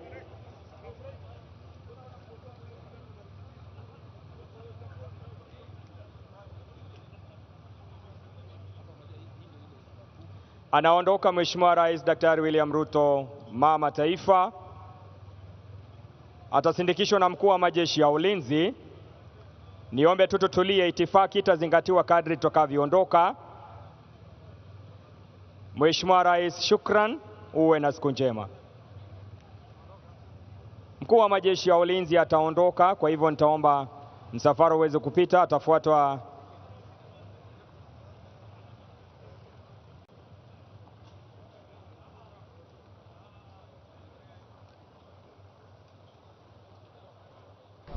msafara wa Mkuu wa Majeshi ya Ulinzi. Tutaingia committee tumalize. Sawa.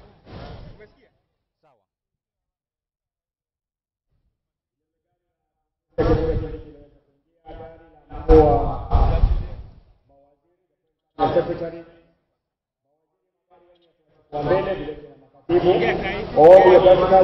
Shukrani sana Daniel Kitu ukiwa studioni, na kwa sasa tu hotuba ya Rais William Ruto imeweza kutamatika, na kwa sasa msafara wake umeweza kuanza kutoka na kuweza kuelekea katika ile State House maeneo ya Kwale, mjini Kwale, ambapo pengine hapo ndipo ataweza kukaa na wadau mbalimbali ambao wameweza kuwa katika sherehe hizi za Mashujaa. Itakumbuka kwamba naibu Rais William Ruto ameweza kuyataja kufika masuala kadha wa kadha ambayo serikali yake imeweza kuyatekeleza katika taifa, hususan katika keza kutaja katika masuala mazima ya nyumba za bei nafuu, akiweza kutaja masuala mazima ya afya na vile vile pia akiweza kutaja ni jinsi gani basi serikali yake imeweza kuwekeza kwa vijana hususan katika sekta hii ya nyumba za bei nafuu. Itakuwa kwamba ameweza kunena kwamba takriban vijana 60,000 hivi wameweza kunufaika moja kwa moja katika mradi huu wa nyumba za bei nafuu. Vile vile pia ameweza kutaja kwamba kuna haja ya hospitali binafsi ziweze kuja pamoja na kuweza kuharakisha basi kule kujisajili, ndiposa basi waweze kupata nafasi ama kupeana nafasi kwa Wakenya waweze kupata tiba katika zile hospitali zao. Na vile vile pia ameweza kusema kwamba bilioni 3 tayari zimeweza kutengwa ili kuweza kulipa yale madeni ambayo alikuwa anaweza kudai ile bima ya afya ya NHIF ambayo iliweza kutoka ama ambayo imeweza kupeana transition kutoka NHIF mpaka kwa sasa bima ya afya ya SHA. Kwa hivyo wameweza kusema kwamba mikakati hii inaweza kuendelea kuhakikisha fika kwamba Mkenya yule wa kawaida anaweza kupata tiba na vile vile hakuna Mkenya yoyote ataweza kurejeshwa nyumbani bila kushughulikiwa katika hospitali mbalimbali. Na vile vile ameweza kusema kwamba swala zima la ardhi ambayo ni mojawapo ya masuala makubwa ambayo yanaweza kukithiri katika kaunti za Pwani, kwamba tayari mikakati ya kuhakikisha kwamba wale mabwenyenye ambao wako na ardhi kubwa na wameweza kuziacha pasi kuziendeleza basi waweze kupatiwa fidia na hatimaye ardhi zile ziweze kurejeshewa Wakenya. Na hii ikiwa ni mojawapo ya masuala mazima makubwa ambayo wadau hususan katika ama wakazi wa kaunti za Pwani ambao wameweza kuyapigia debe kwa sana ili kuhakikisha kwamba masuala kama haya yanaweza kuzikwa katika kaburi la sahau. Siko peke yangu, vile vile niko na Boniface Msangi hapa, nitaweza kumwelekeza pia naye aweze kutueleza tufika kwamba ni yapi ambao ako nayo kutokamana na speech ya Rais William Ruto katika mkao huu wa Mashujaa. Pengine Msangi, tumeweza kuona Rais William Ruto ameweza kutamatisha speech yake na sasa ameweza kutoka na kuweza kuelekea katika ikulu ndogo ya Kwale. Pengine ni yapi ambao umeweza kunafika kwamba yameweza kuyadukua katika mahojiano yake? Kai, basi tukiweza kuzungumzia kuhusu swala zima hili la hii hotuba ya rais ya siku ya leo, japokuwa ni hotuba ambayo imeweza kuwa fupi na pia vile ni hafla ambayo imeweza kuwa fupi sana, ikizingatiwa kwamba basi ni hafla ambayo imeweza ya kwanza kufanyika pasipo kuwepo kwa yule naibu rais ambaye yule Rigathi Gachagua kwa sasa anakumbwa na masaibu yake, na pia vile vile huyu ambaye ni rais mteule kwa sasa ambaye ameweza kuidhinishwa ni Kindiki hakuongea katika swala zima hili ama mkutano huu hapa wa leo basi wa sherehe ya leo hapa. Rais basi ameweza kuweka wazi swala zima lile la masuala ya ardhi ukanda huu wa Pwani, tatizo kubwa la wale absentee landlord. Amesema swala zima basi ya mabilioni ya fedha tayari yashatengwa kuweza kuhakikisha swala hilo linaweza kuzingatiwa kwa upana ili basi liweze kutatuliwa swala hilo. Vile vile swala la uchumi samawati ameliweka wazi akisema kwamba basi eneo lile la Fuzi na pia vile vile sehemu ya kuweza kuegesha meli za wavuvi katika sehemu hii ya Mombasa pale basi imeweza kutengewa takriban bilioni 2.7 hivi kuweza kuimarisha eneo lile, kuweza kuhakikisha basi zao la samaki au sekta ya uchumi samawati inaweza kuimarika. Ni sekta ambayo basi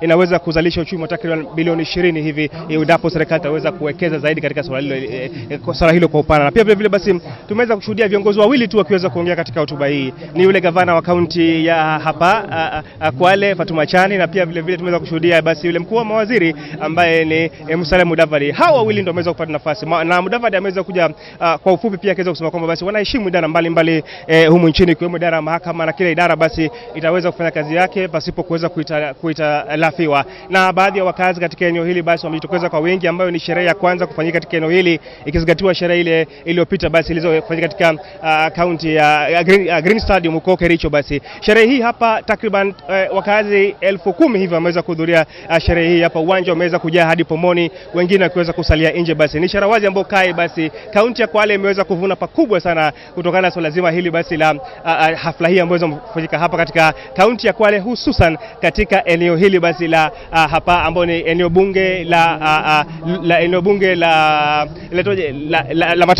Matuga. Basi ni zoezi ambalo zima hafla hii imeweza kukamilika, lakini wengi wangependa kuongea kuhusiana na zoezi zima hili ambalo limeweza kuendelea hapa. Naona pia watu washakufika hapa, naona wazee wangu pia wameweza kufika kuweza kutoa maoni yao basi ya vipi wameweza kuona sherehe hii na kipi ambao wameweza kuongea na rais. Kwa hivyo kai moja kwa moja wahoji tu hawa wazee wetu hapa, alafu utarudi kwangu baadaye.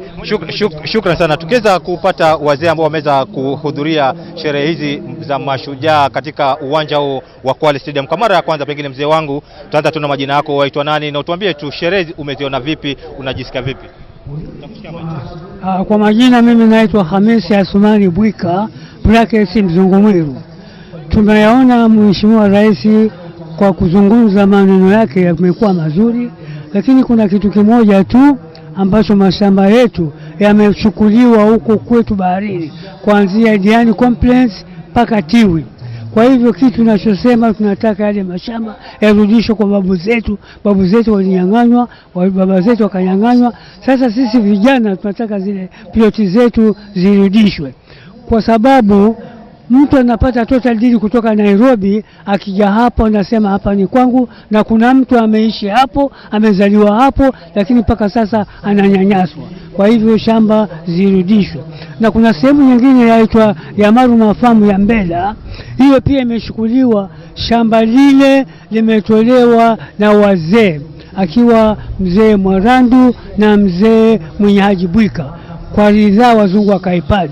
Baada ya kuwa serikali ya Kenyatta, watu wakafurushwa, nyumba zimevunjwa. Shukrani sana mzee, na naona kwamba swala kama hilo rais ameweza kusema kwamba wale mabwenyenye ambao wanaweza kuishi kwa zile ardhi, tayari mikakati imeweza kuwekwa ambayo itawawezesha ardhi zile ziweze kurejeshewa. Kwa hivyo ni swala la kuweza kusubiri na tuone iwapo ahadi hii rais ameweza kuitoa katika uwanja huu wa Kwale itaweza kutekelezwa kikamilifu. Pengine tuweze kupata mzee mwingine hapa. Unaweza kusonga karibu na mimi, jina lako uitwa nani na utuambie tu ni kipi ambacho utaweza kukipeleka nyumbani kwa siku ya leo katika uwanja huu. Asante. Mimi kwa majina naitwa Peter Nzeki kutoka Diani, na leo nimependezewa na siku ya Mashujaa, na nimeona rais ameongea mambo mazuri, hasa yale ameongea kuhusu mambo ya affordable houses, na kama hizo nyumba vile watu walikuwa wanasema, kumbe sio hivyo. Manake walikuwa wanasema hizo nyumba watu hawawezi, na kumbe hizo nyumba zinawezekana.